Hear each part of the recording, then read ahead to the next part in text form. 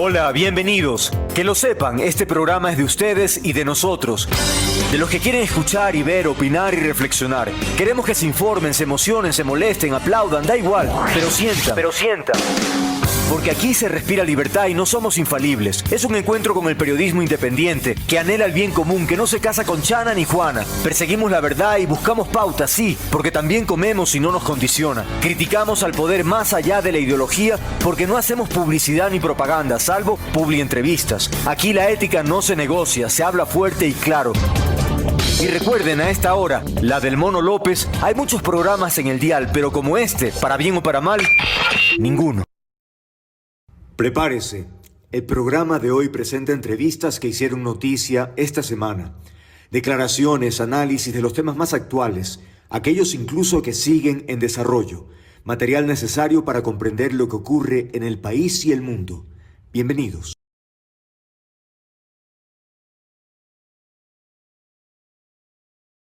Y bueno, en este contexto, de eso vamos a hablar ahora entonces, este proyecto que envía el gobierno a la Asamblea Nacional, que tiene el carácter de económico urgente, que se ha dicho que es para combatir el crimen organizado.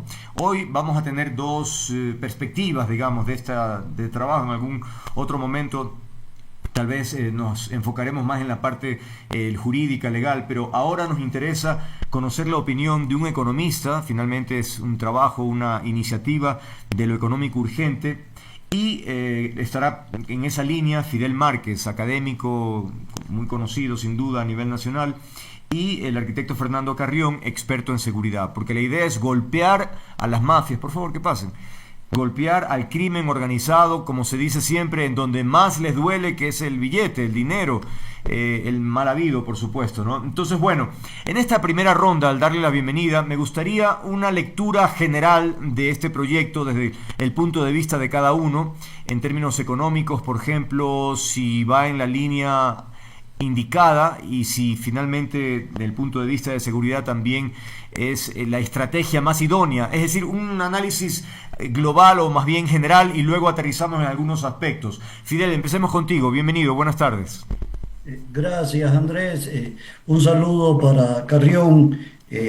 Bueno, el análisis que yo hago es que se está, a mi modo de ver, tomando bien desde el punto de vista de lo que se tiene que atacar en lo económico, que es a la economía sumergida, o economía delincuencial, o economía negra, o economía subterránea, con todos los nombres que pudiéramos nosotros encontrar en la literatura, ¿no?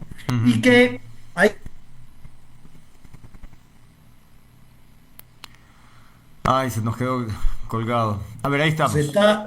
Entonces, lo que voy a hacer es tratar de conectar Tal vez si te llamamos, Fidel. A ver. mejores condiciones. Sí, porque se está cortando. Lo que podemos Se hacer está es cortando, mantener la sí. imagen tal como estás, pero te vamos a llamar telefónicamente para poder tener el audio bueno. ¿Sí me explico? Que apague la Sí. imagen. Y apaga por favor el micrófono de la computadora. La imagen. Bueno, Ahí. Ya, ahí se me escucha. sí, se escucha. Lo que pasa es que siempre Ya, es bueno verle sí. la cara al entrevistado, pero bueno, adelante entonces con la reflexión. Si algo pasa, ya No, hacemos iba a un ser cambio. una Adelante. variante.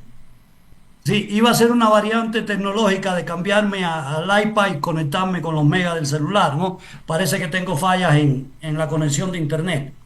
Sí, lo que explicaba es que se está desde mi punto de vista tomando bien claro de que estos son actividades económicas. ¿No? No, telefónicamente, llamemos por favor, no perdamos tiempo, ya está. Te estamos llamando, Ya Fidel, voy ¿ya? a... Y entonces, si quieres puedes prender la cámara, ponle speaker, que no sé cómo. Puedes prender la cámara, apagar el audio de la compu y vamos a hablar vía telefónica. ¿Aló? Sí, ahí te escuchamos. Sí, Ajá. ahí me escuchan. Sí, perfecto. Ya, ok. Si quieres puedes prender la cámara, digo, para tener la imagen nada más. Ya, ok, Ya, ok, sí, Pero- la cámara Sí, pero apágale el micrófono, por favor. sí. porque si no va a haber eco. Ya, ya está. A ver. Ahí estamos bien.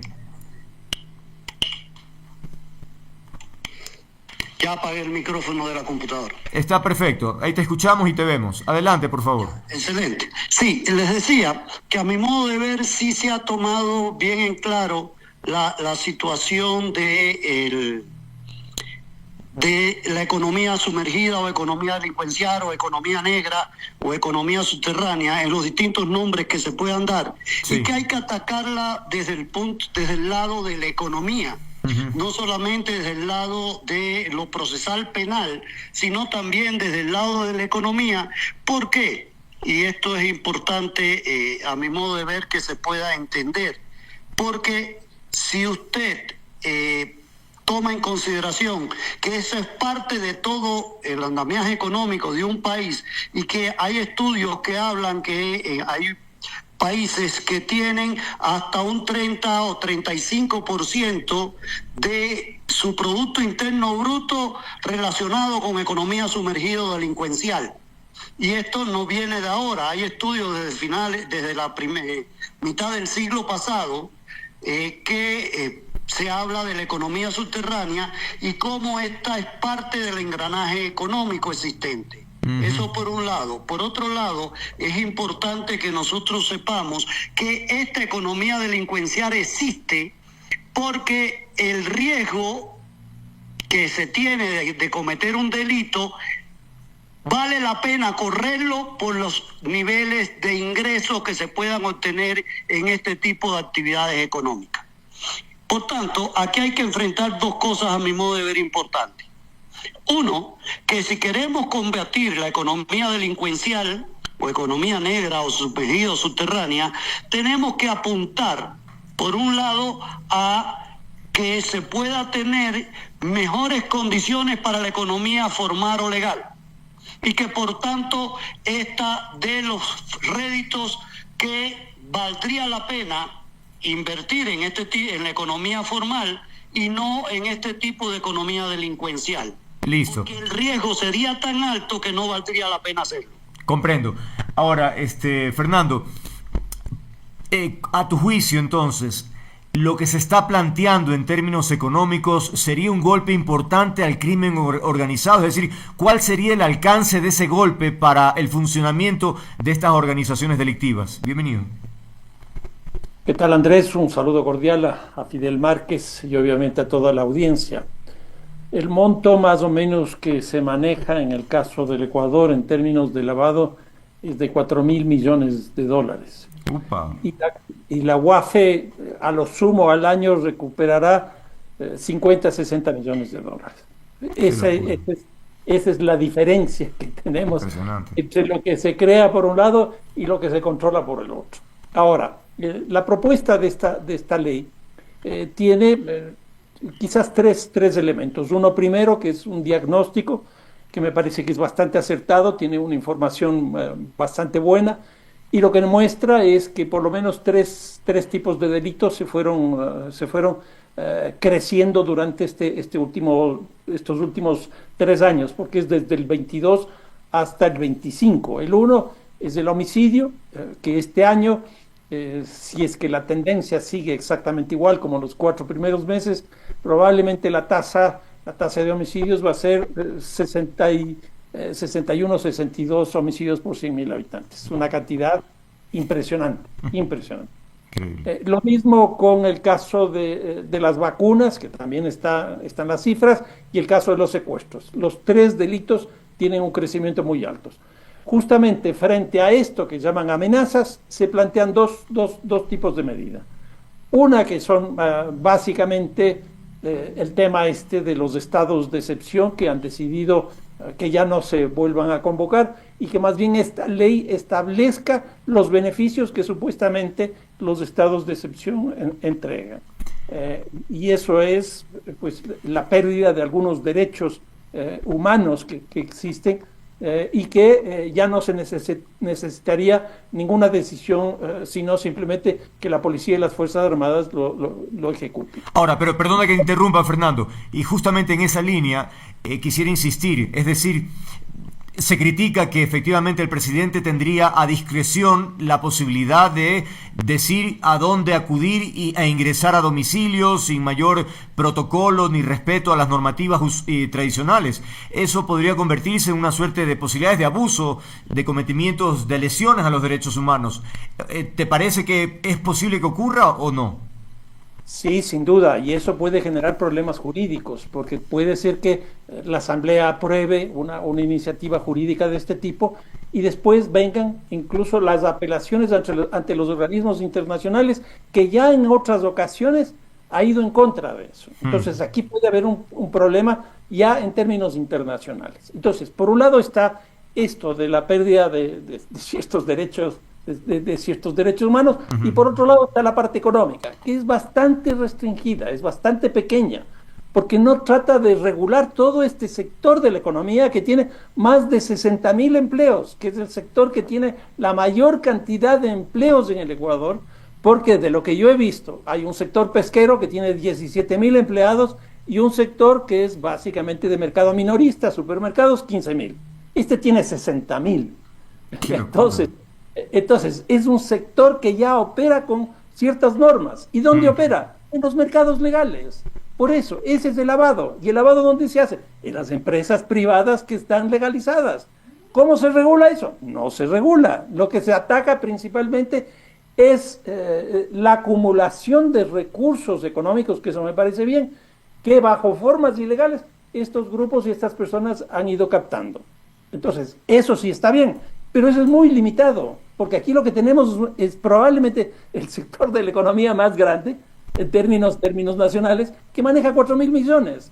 Y a eso hay que sumarle 1.500 millones adicionales que provienen de la minería ilegal. Y entonces creo que sería muy interesante que también haya una propuesta de regulación económica de todo este sector.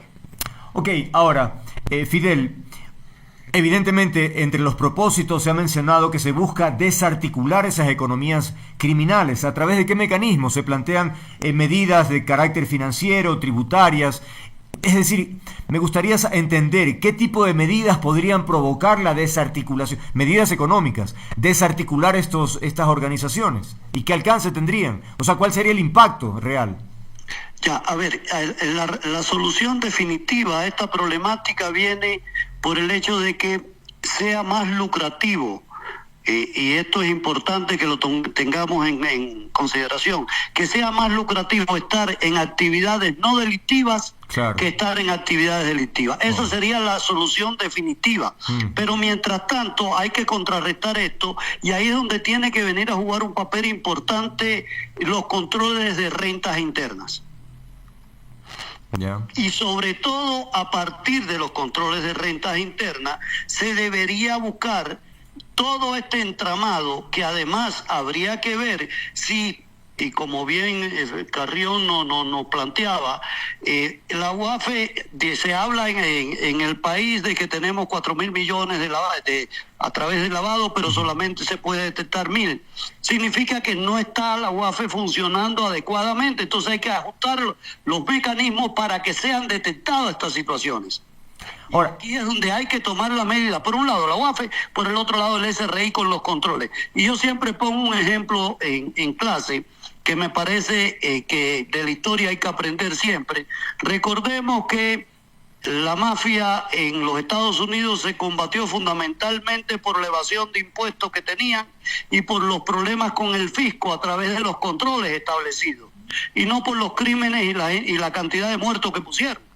Entonces, en ese sentido es que tenemos que buscar las soluciones, porque esto es una solución económica. O queremos que nuestra economía sea una economía que no sea del 4%, sino que vaya a pasar esta economía delincuencial, pase al 30, al 40 o al 50%, que de seguir el camino hasta con la minería ilegal, como se está disparando esta situación, pudiéramos llegar a esos extremos. Ahora, Fidel, también se propone, por ejemplo, que los bienes muebles, inmuebles, valores, dinero en efectivo, derechos, ganancias y cualquier rédito de un grupo armado organizado, sus economías criminales, se les incaute todo eso y que eso pase a ser ocupado por fuerza pública. ¿Esa sería una estrategia adecuada?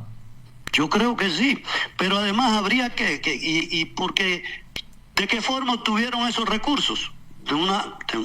De una forma delincuencial, inadecuada, indebida, entonces que pasen a formar parte del erario nacional para solucionar problemas concretos y no solamente de la fuerza pública, en el caso de las armas, eso sí, pero los recursos que se puedan tener también nos pueden servir para programas sociales que necesitamos bastante.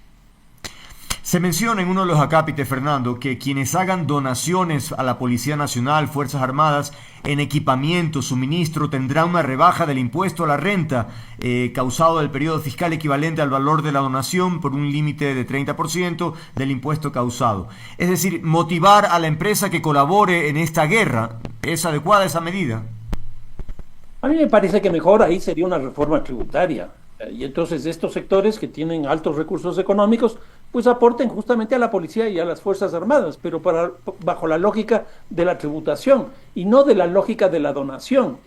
Esto es cosas que se han hecho, por ejemplo, en Colombia, que se ha hecho en México y que han dado resultados, que a partir de eso se pueden captar recursos económicos bastante claros y pues el gobierno tendrá la capacidad de entregar a las instituciones de la seguridad ciudadana. Por ejemplo, en Colombia hay un impuesto a la guerra, se hizo un impuesto a la guerra, y eso establecía que los sectores de más altos ingresos podían pues apoyar con una cosa de ese tipo. No fueron una cantidad de recursos complicados para las empresas, pero la suma de todo sí fue una cosa bastante interesante. Y ahí se requeriría de qué, decisión política, porque efectivamente suena tiene más sentido común lo que tú mencionas que esta propuesta de donaciones esporádicas que pueden o no darse. Claro, porque eso queda libre albedrío. Claro. Si la empresa tal o la persona tal decide dar $1,000. Claro, nada que ver. Ya, con eso yo descuento impuestos, dejo de tributar. Con lo cual hay dos problemas. Uno entrega pocos recursos y esos recursos son compensados con la tributación que se reduce. Entonces a mí me parece que lo lógico es ir en este otro camino, ¿no? Ahora, me gustaría la opinión de ustedes sobre el carácter de urgente. Estamos hablando que en 30 días esto tiene que tratarse, modificarse, o si no, pues entra por Ministerio de la Ley en función de cómo se ha planteado.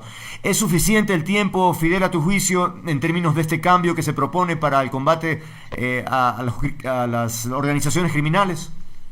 A ver, lo importante acá es que se dio un paso adelante. Y eso es mi criterio, que creo que es importante que lo tengamos. Que hay que ajustar cosas como lo que plantea Fernando acá, que nos dice que lo del impuesto, las donaciones. La donación queda siempre a lo que la gente quiera, pero si esa donación está asociada con baja en los impuestos a la renta, pero que sea realmente algo ya establecido, bien establecido por rentas internas, y que además yo pongo otro elemento acá, no solamente para la fuerza pública, sino también para quitarle a jóvenes que puedan estar en condiciones que les sirvan como fuerza de choque a estos grupos delincuenciales, como por ejemplo becas para jóvenes de determinados lugares, que podamos sacarlos de ese caldo de cultivo que están en su entorno. Yo creo que por ahí también pudiera darse otro elemento importante en este sentido.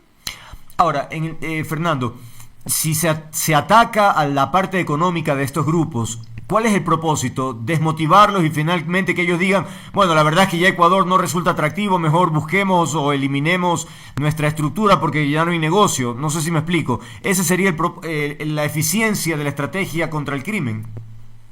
O sea, la organización criminal hoy día se mueve principalmente por la ganancia. Entonces, si uno le ataca a eso, pues le está afectando de forma explícita. Y yo creo que eso hay que hacerlo. Ahora, ¿cuál es el problema? Por ejemplo, el caso del lavado. El lavado se hace en turismo, en el sector inmobiliario, en el sector financiero, en las monedas electrónicas, en el comercio, etcétera. Frente a eso, ¿qué se plantea? Pues yo no veo nada. Sí que a esta gente que ha logrado acumular ciertos recursos, que además terminan siendo muy pocos frente a lo que se mueve en términos generales, pues los impactos no van a ser tan significativos. Si el lavado se hace en estos sectores, ¿qué se puede hacer para controlar esos sectores, para regular esos sectores? Algo hizo ya el presidente hace algún tiempo, pero finalmente no se aprobó, respecto de la compra-venta de vehículos, por ejemplo, que a mí me parecía interesante. Lo mismo frente a los equipos de fútbol, para que haya esto que llama la FIFA, el financiamiento claro. Entonces, si nosotros vamos en esa línea, yo creo que sí vamos a ir encontrando soluciones verdaderamente interesantes. Caso contrario, vamos a estar simplemente con recursos bastante precarios. Fidel, hay un elemento que es inevitable mencionar que tiene que ver con el político, porque ya hay voces, por ejemplo, en la asamblea del grupo correísta que dice que, bueno, que está en contra de este proyecto y argumenta en el sentido de que hay inconstitucionalidades, que se irrespeta el debido proceso, en fin, una serie de elementos. ¿Cómo ves esta posición? ¿Es lógica analizar estos posibles vacíos que puedan provocar lesiones a los derechos humanos? ¿O es un tema concretamente político y por lo tanto pues hay que manejarlo en esa línea, solamente político? Yo creo que es político, pero también hay que ver que se cumpla con todo lo establecido en el ordenamiento jurídico del país, ¿no? Y hasta dónde llegar con este tipo de acciones. Por tanto, pero aquí y habría que ver si es necesario, además de estas cuestiones, plantear también reformas en cuanto a lo jurídico procesal, que yo creo que ese es otro camino que también debería el Ejecutivo plantear y enviar, no ya de carácter económico urgente, pero sí también con las necesidades que se tiene por la lucha interna o la guerra interna que se está teniendo con los grupos delincuenciales. Fernando, al parecer podría ocurrir un problema importante en la presentación de este proyecto porque se menciona o se argumenta que se hablan de dos temas en el proyecto que tiene que ver con la seguridad y la parte económica y se menciona que todo proyecto tiene que cumplir con requisitos como tratar una sola materia. ¿Eso podría entorpecer el proceso? No, sin duda, porque lo que está establecido constitucionalmente es que todo proyecto urgente tiene que ser un proyecto económico urgente.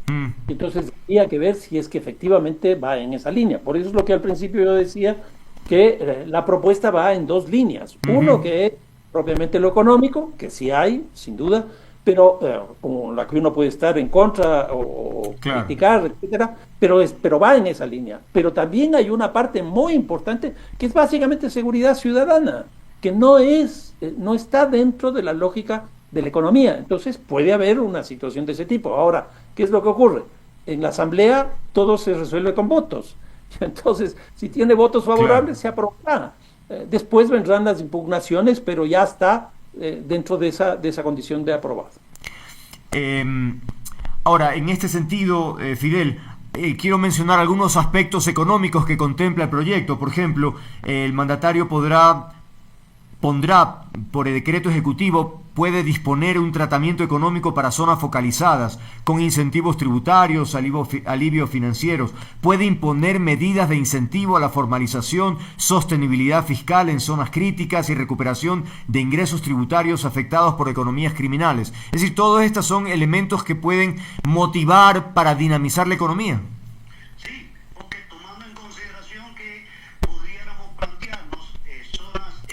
Especiales de desarrollo, en este sentido, zonas especiales para, desde el punto de vista económico, desarrollarlas y, por supuesto, buscar el desarrollo local por estas vías y así quitarle espacio a la economía delincuencial.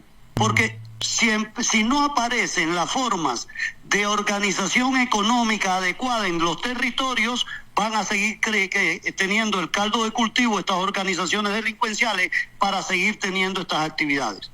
Entonces, pues, en ese sentido lo veo muy factible y habría que profundizar qué tipo de medidas son las que hay que hacer y cómo vincular la comunidad con el desarrollo local y estas propuestas desde el Ejecutivo. Ahora, Fernando, cuando se habla de crimen organizado, uno piensa, o muchos piensan, porque he leído en esa línea, que pues se trata de personas que tienen una formación, digamos, en esa misma línea, es decir, que tal vez no tienen la especialidad para administrar, para hacer trabajos financieros, inversiones, me explico, es decir, o básicamente será una formación para coimar, pero a lo que voy es que toda esta organización, estas mafias tienen a gente de alto nivel también en diferentes estamentos, o sea, profesionales en diferentes ramas, ¿no? No, sin duda. Les pongo el ejemplo del cartel de Sinaloa. El cartel de Sinaloa está en 51 países del mundo y tiene inversiones en 3.700 empresas legales. ¡Qué locura! 3.700 empresas legales. ¿Cómo se maneja eso? Pues se maneja con economistas, con abogados, es decir, con profesionales de altísimo nivel. Claro. No hace mucho tiempo hubo una sobreproducción de cocaína en Colombia, el año antepasado, que se incrementó, si no me equivoco, en un 36% la producción, y entonces cayó el precio. Pero los economistas que ellos tienen lo que decidieron fue abrir nuevos espacios de mercado. Entonces América Latina, que no consumía cocaína, hoy día consume cocaína. Europa, que no consumía cocaína, consume cocaína. ¿Por qué? Porque hay estrategas, porque hay economistas, porque hay personas que conocen la lógica del mercado. Y entonces ellos sí tienen una política frente a esto. Si el cartel de Sinaloa está en 51 países, la Andrangheta está en 46 países. Y una de nuestra región, por ejemplo, el caso del Clan del Golfo, está en 22 países. Y cuando digo está en 22 países o más, es que está metida en esas economías. Y entonces esto también implica tener políticas conjuntas con otros países para enfrentar una cosa de este tipo en términos económicos. Y Fidel, si se llega a implementar todos estos elementos, ¿qué tiempo crees que podríamos tener resultados? No es una cosa de un día para otro, porque también hay el prurito de que basta con la ley y ya vamos a cambiar de vida. Es todo un proceso, ¿no? Claro, es un proceso y además toda esa ley después hay que implementarla. Y hay que buscar los mecanismos de implementación, qué instrumentos se van a utilizar, por qué utilizar en esta zona tal beneficio, en esta otra el otro beneficio tributario que se pueda proponer, o cómo podemos hacer para que bajen las tasas de interés en determinados tipos de actividades económicas que se requieren, cómo establecer los controles para poder lograr. Todo eso lleva tiempo. No es que con las leyes no resuelven. El accionar social es lo que resuelve los problemas y la implementación. Y necesitamos aquí un cambios socioinstitucionales en algunos organismos para poder llevar adelante estas estrategias. Y esos son elementos que hay que tener presentes. Esto no es una varita mágica que por arte de Birloqui se lo puede lograr resolver todos estos problemas. Si no fuera muy fácil, si no, haciendo leyes resolvíamos los problemas del desarrollo y los problemas sociales del país, ¿no? Y del mundo también, no habría guerras, ¿no? No habría guerras. Decretamos que no va a haber guerra y no va a haber guerra. Claro. Así no funciona la cosa. Pero bueno, en los postulados, Fernando, ya con esto vamos cerrando.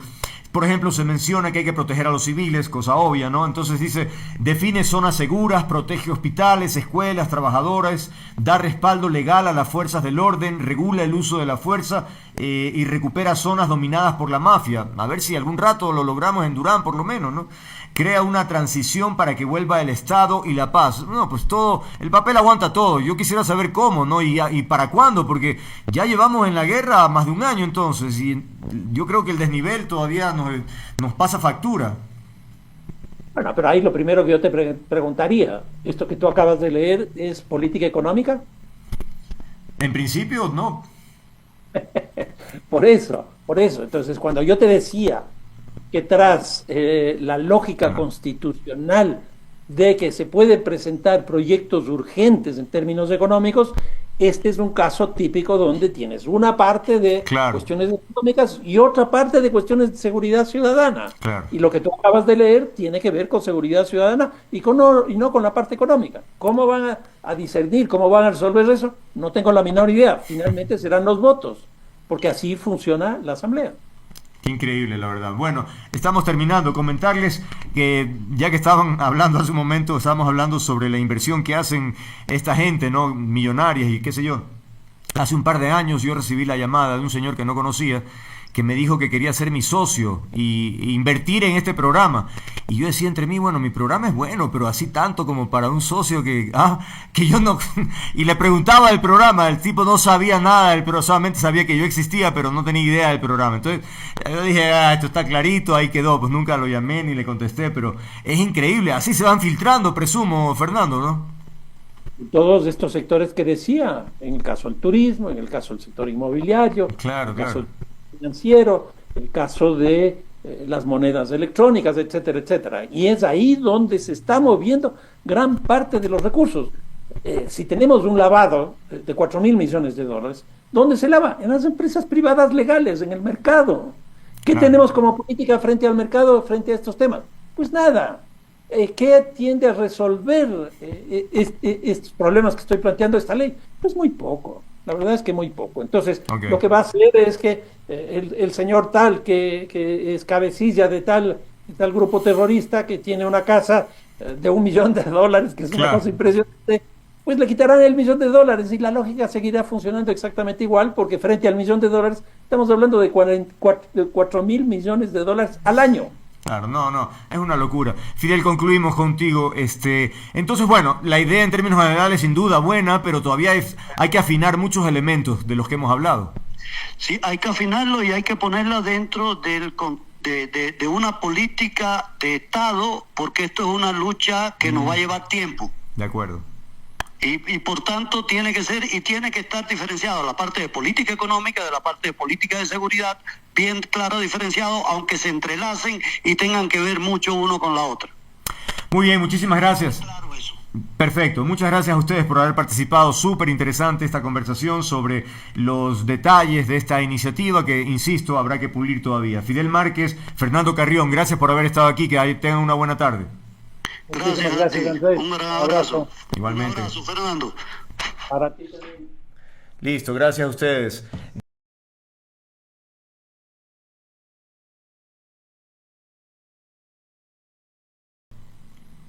(17:55). De inmediato ya nuestro... ya. Efectivamente, ahí vemos ya a nuestra primera invitada, a quien le agradecemos su presencia en nuestro programa. Se trata de la concejal Diana Flores. Bueno, hace varios días vi este titular que la verdad me llamó mucho la atención. Abro comillas: le deben a todo el mundo, a contratistas, a proveedores, a obreros. La crisis del municipio es realmente muy grave. Estaba leyendo información, concejala, en el sentido de que esta deuda se ha venido acumulando, es decir, a propósito de un gran crédito que se hizo hace algún par de administraciones, entiendo, por un monto muy alto de 100 millones, y tal vez no se ha logrado gestionar de forma que se pueda cumplir con ese compromiso, y además el trabajo propio de la ciudad. ¿Cuál es su diagnóstico de este tema? Bienvenida. Bueno, muy buenas tardes, gracias a ustedes por la oportunidad. Y efectivamente, el municipio de Manta viene pasando por estos problemas económicos desde que ingresó la actual alcaldesa Marciana Valdivieso. Una vez que pues fallece el señor alcalde, ella asumió el cargo, y los problemas con los pagos de los sueldos de obreros, personal de la LOSET y factura empezaron desde octubre del 2023. Se dice mucho que esto debido al tema del crédito de los 100 millones que efectuó una administración hace 11 años, pero aquí merece esto un análisis algo profundo, o quizás simplemente un cálculo. Municipio de Manta en estos momentos tiene un presupuesto de 120 millones y lo que paga al año en este crédito son 6 millones. Puchica. Entonces, claro, es mucha la diferencia. Caramba, pensé que me iba a decir, no sé, 50 millones, no sé. No, tanto tampoco, pero... Y aparte, 6 millones desde hace ¿cuántos? 11 años. Y aún no se concluye. El crédito está por 25 años. Okay, o sea, okay. el detalle aquí está en que nosotros como municipio de Manta recibimos un presupuesto aproximado de parte del gobierno de 23 o 24 millones anuales. Ya. Y que representan más o menos el 20% del presupuesto general del municipio. Es decir, que es entendible para otros municipios que no generan recursos, que estén con este problema de no pagos a proveedores, contratistas y el personal que labora, ¿no? Es entendible porque solo dependen de una transferencia que envía el gobierno. Pero en el caso de Manta no es así. Porque Manta es una ciudad comercial, Manta es una ciudad que genera, que incluso desde que entró la actual administradora se han aprobado el pleno del consejo alrededor de 5 incrementos de tasas e impuestos.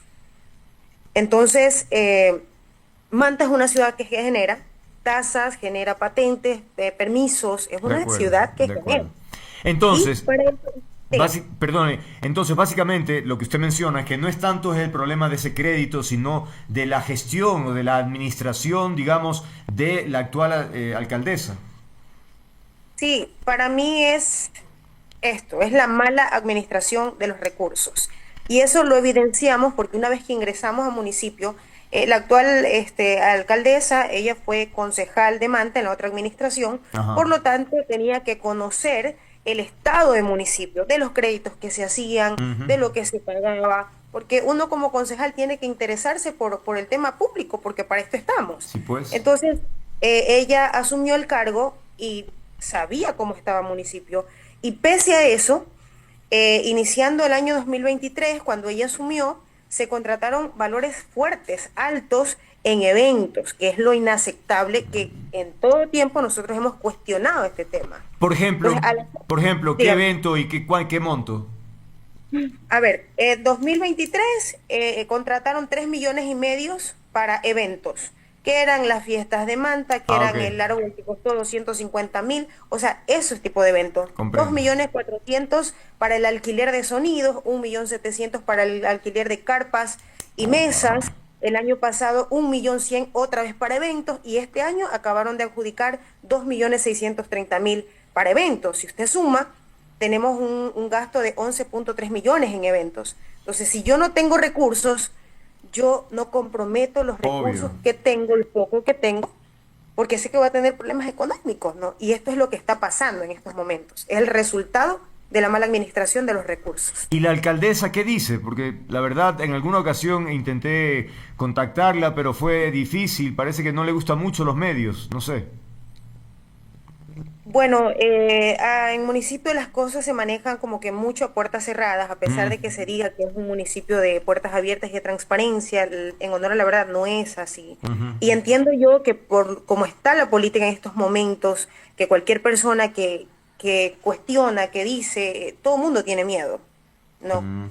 Pero a la final estamos trabajando, yo sí creo, nos quedan 2 años aún, y esperemos que sepa tomar mejores decisiones, porque así como vamos, y es algo que yo decía en una de las entrevistas, esto no va a cambiar. Claro, No va a claro. cambiar porque se siguen tomando malas decisiones. Ahora, pero ante esto, ¿qué va a hacer el Consejo? ¿El Consejo tiene mayoría la alcaldesa o cómo? Explíqueme, porque para algo están ellos también, ustedes, ¿no? Para presionar, para pedir, para, en fin, enmendar el camino, si es el caso. Correcto, y es lo que yo he mencionado también por reiteradas ocasiones. El Consejo Cantonal es el que permite, el que niega, el que sanciona, Claro. el que todo. Ujú. Así de sencillo. Es el filtro. Sí, lamentablemente pues cuenta con una mayoría, Mm. y esta mayoría es la que aprueba lo que Ok. llevan al pleno del Consejo. Entonces, en algún momento yo les he pedido también a los compañeros, o sea, que tenemos que accionar, tenemos que tomar decisiones, pedir las explicaciones del caso, porque la ciudad está sufriendo, en honor a la verdad, con nuestras calles que están hechos pedazos. Cuando se paralizan nuestros obreros, se está incumpliendo con los servicios básicos, la recolección de basura. Sí. Manta es una ciudad hermosa, pero que en Ujú. estos momentos está muy sucia. Y todo esto es por la mala administración. Pero, entonces, es que tal vez uno creería que si el municipio ha hecho tantos eventos es de alguna manera para congraciarse, para que esté en todo el mundo feliz y contento, pero si no hay servicios públicos eficientes, evidentemente no hay vida, no hay calidad de vida, ¿no? Es decir, tiene que haber una recolección de basura adecuada, no sé, el suministro de agua potable, el tema de las calles, ¿cómo está el tema?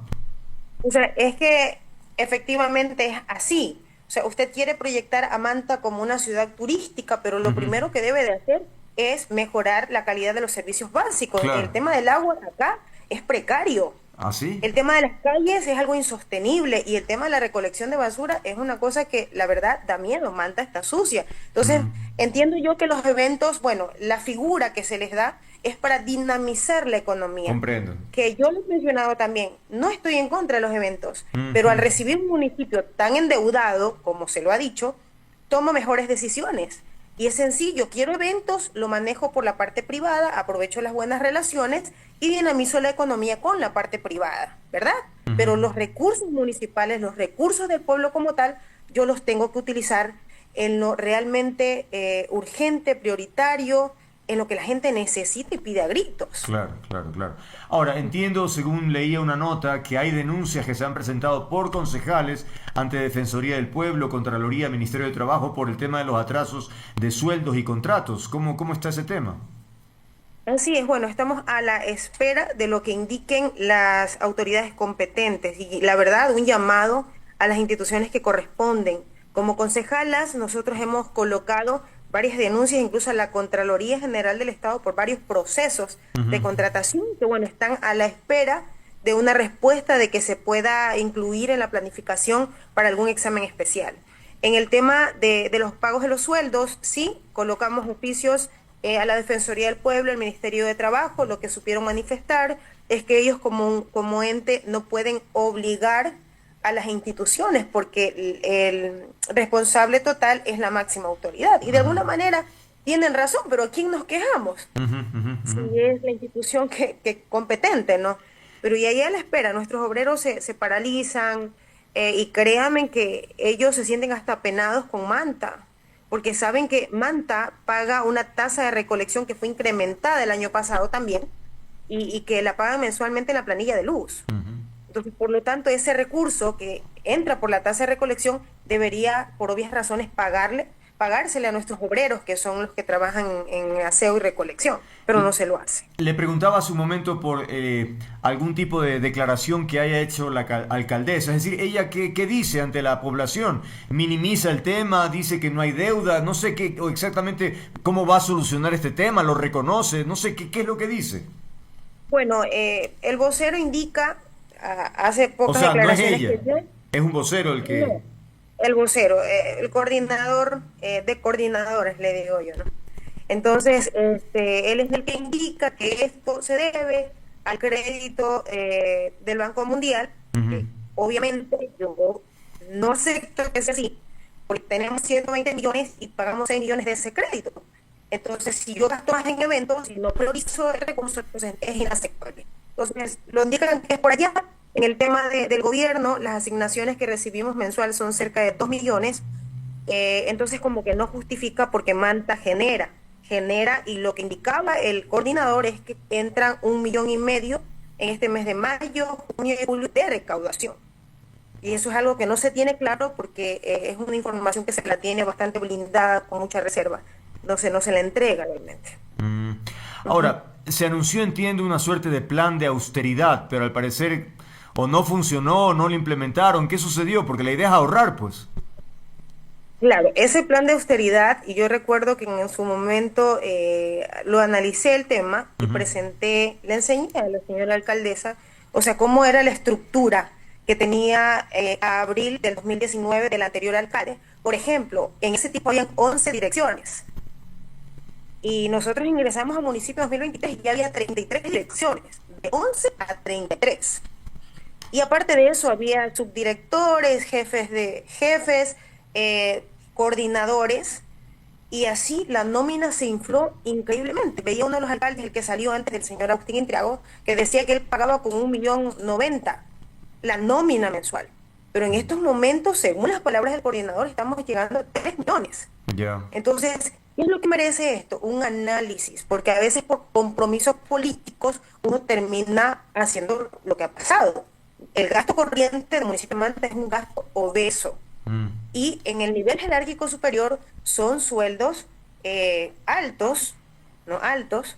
Entonces, es lo que nos ha llevado con problemas. Yo cuestioné ese plan de austeridad porque si hubiera dado resultados, no estuviéramos así. Entonces, sí desaparecieron algunas direcciones, pero lo que pasó, y dicho por los mismos servidores, es que cambiaron de denominación a algunos servidores y le bajaron $50 en sueldo, y así desaparecieron ciertas direcciones. Entonces no fue algo que dio resultado porque estamos como estamos, con todos los atrasos en sueldos.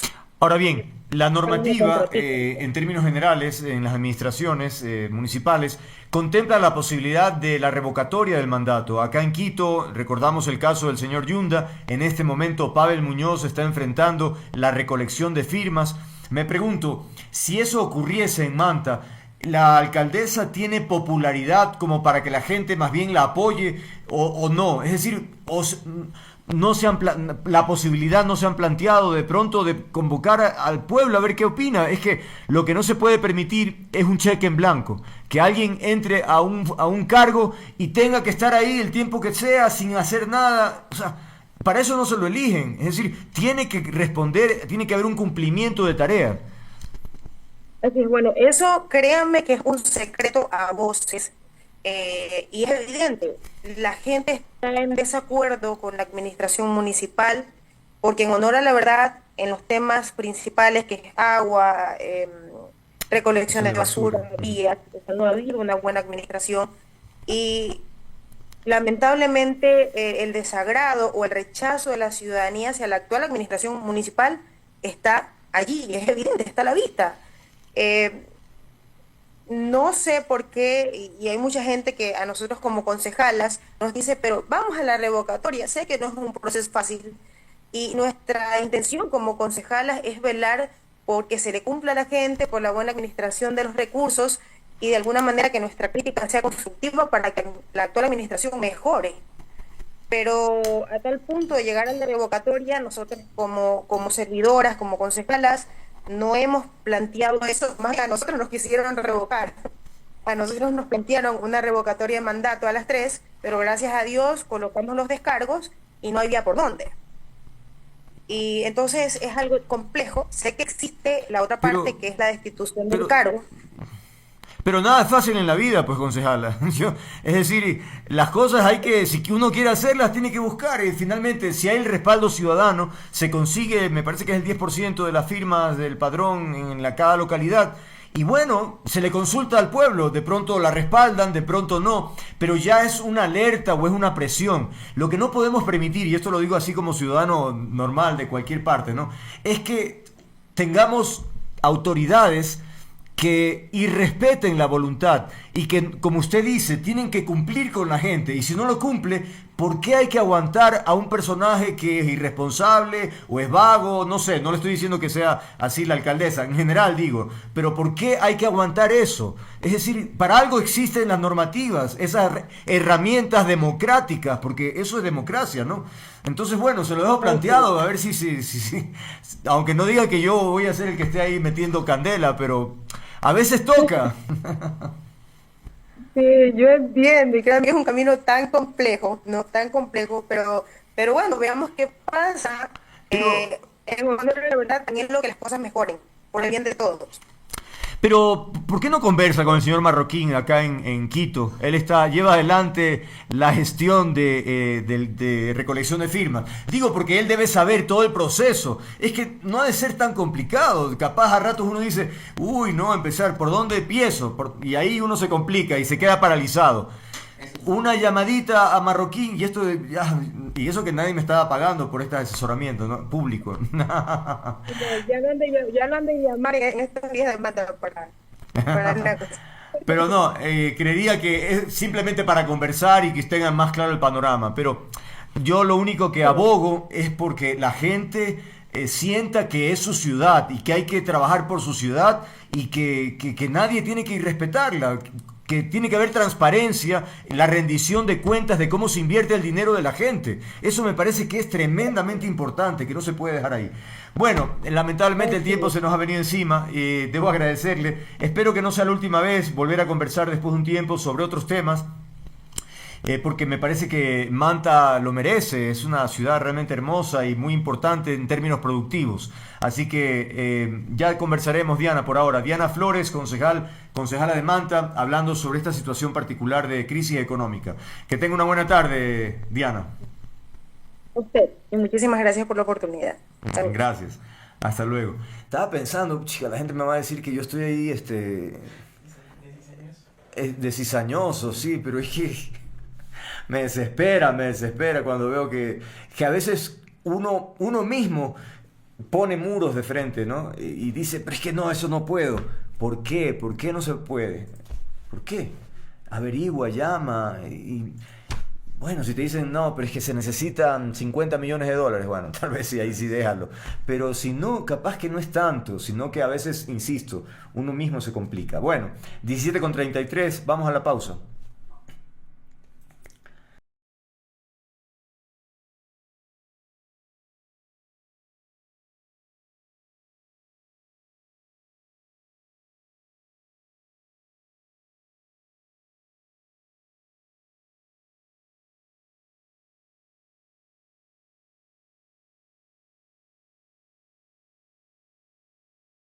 Bueno, vamos a continuar, 17:34 minutos. Si hace un rato hablábamos de cosas difíciles, pues bueno, del tema que vamos a hablar, capaz que nuestros invitados también pensaban que podía ser muy complicado, porque estamos hablando de Santa Elena, sectores desérticos donde hay sequía, y uno dice, pero ¿de dónde vamos a sacar agua?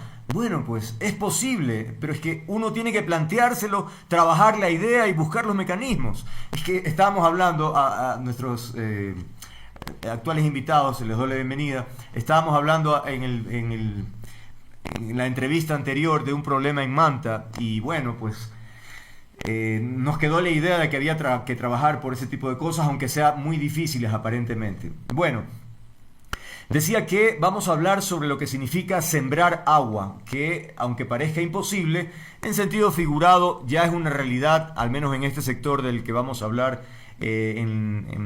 allá en la península de Santa Elena. Hemos invitado a Susi Malavé, ella es presidenta de la Junta Administradora de Agua Potable Regional de Manglar Alto, y a Paul Carrión, es el director del Centro de Investigación y Proyectos Aplicados en SPOL. Con usted, Paul, quisiera empezar esta conversación para que nos explique cómo nace este proyecto, o mejor dicho, cuál era el problema. Había escasez de agua, las comunidades no tenían en épocas, presumo, era muy difícil, y cómo inicia esta idea de buscar la posibilidad de almacenar agua y finalmente distribuirla en las comunidades. Bienvenido.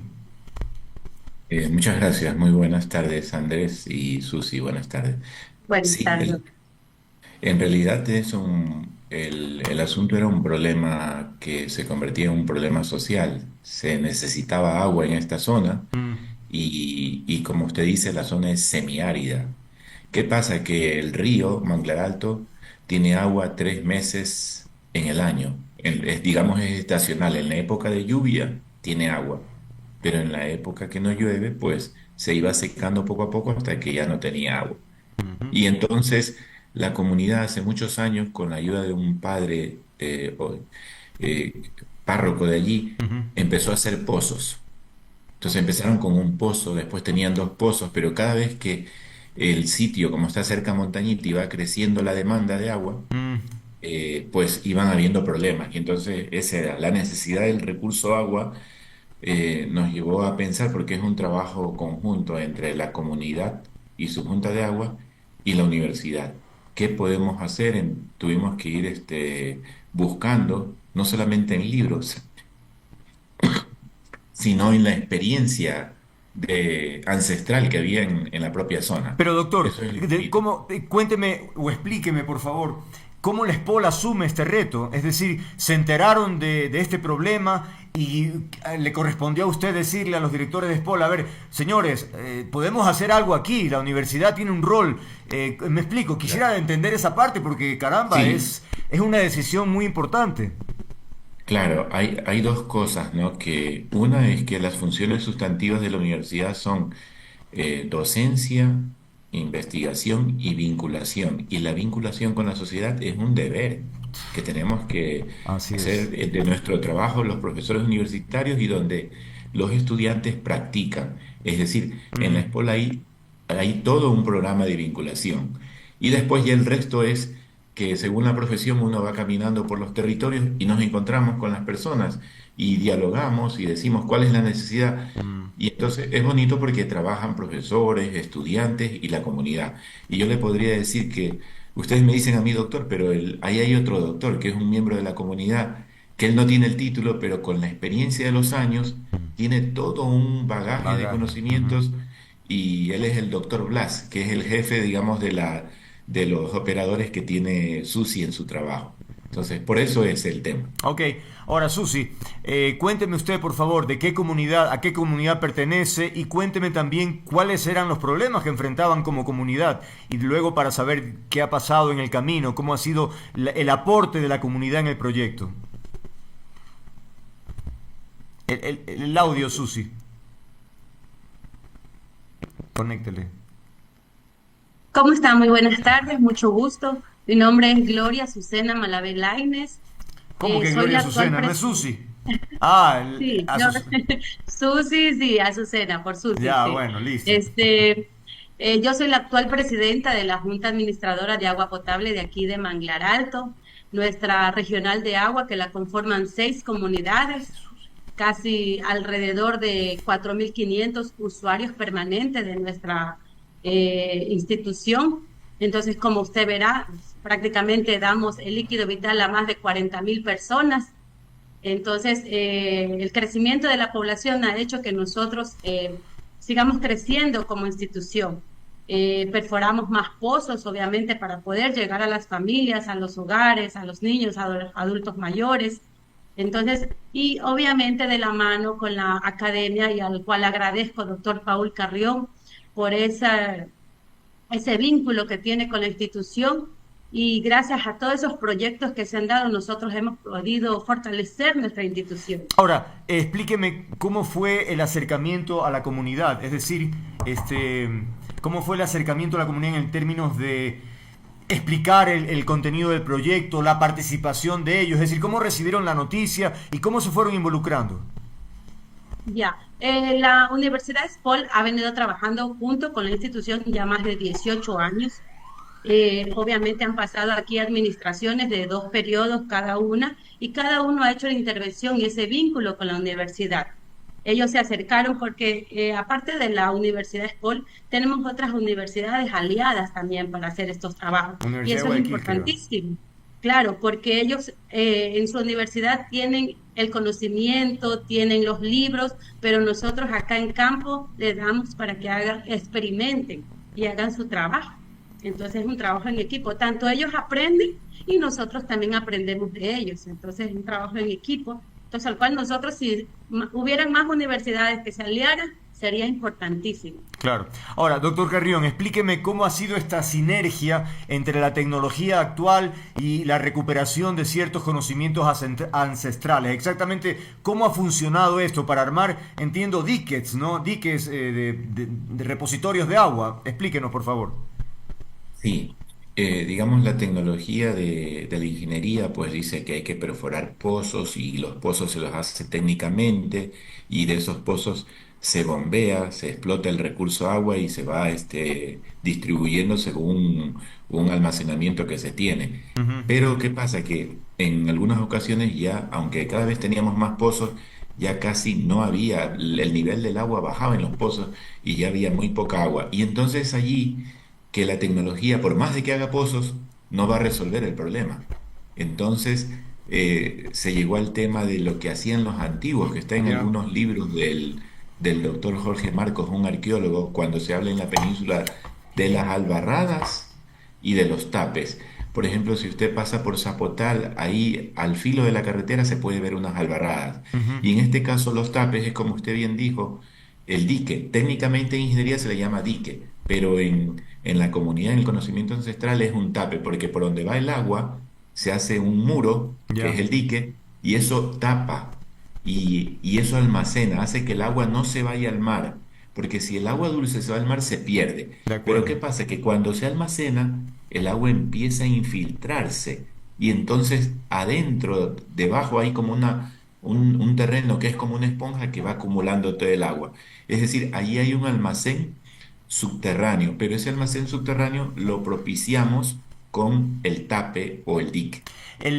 Usted me hablaba de que inicialmente se hacían pozos. Estábamos viendo una imagen, Gloria, en el sentido ya no era un pozo, eso ya es un río, ¿no? Es decir, la diferencia, vaya que ha marcado entonces. Claro, es que nosotros trabajamos junto a SPOL para hacer los tapes artesanales anterior, y ahora tenemos este tape de hormigón armado. Entonces, esto hace que se forme el colchón y obviamente tengamos líquido. Y con la profundización de los pozos, nosotros extraemos el líquido vital para bombearlos a los reservorios. Ujú.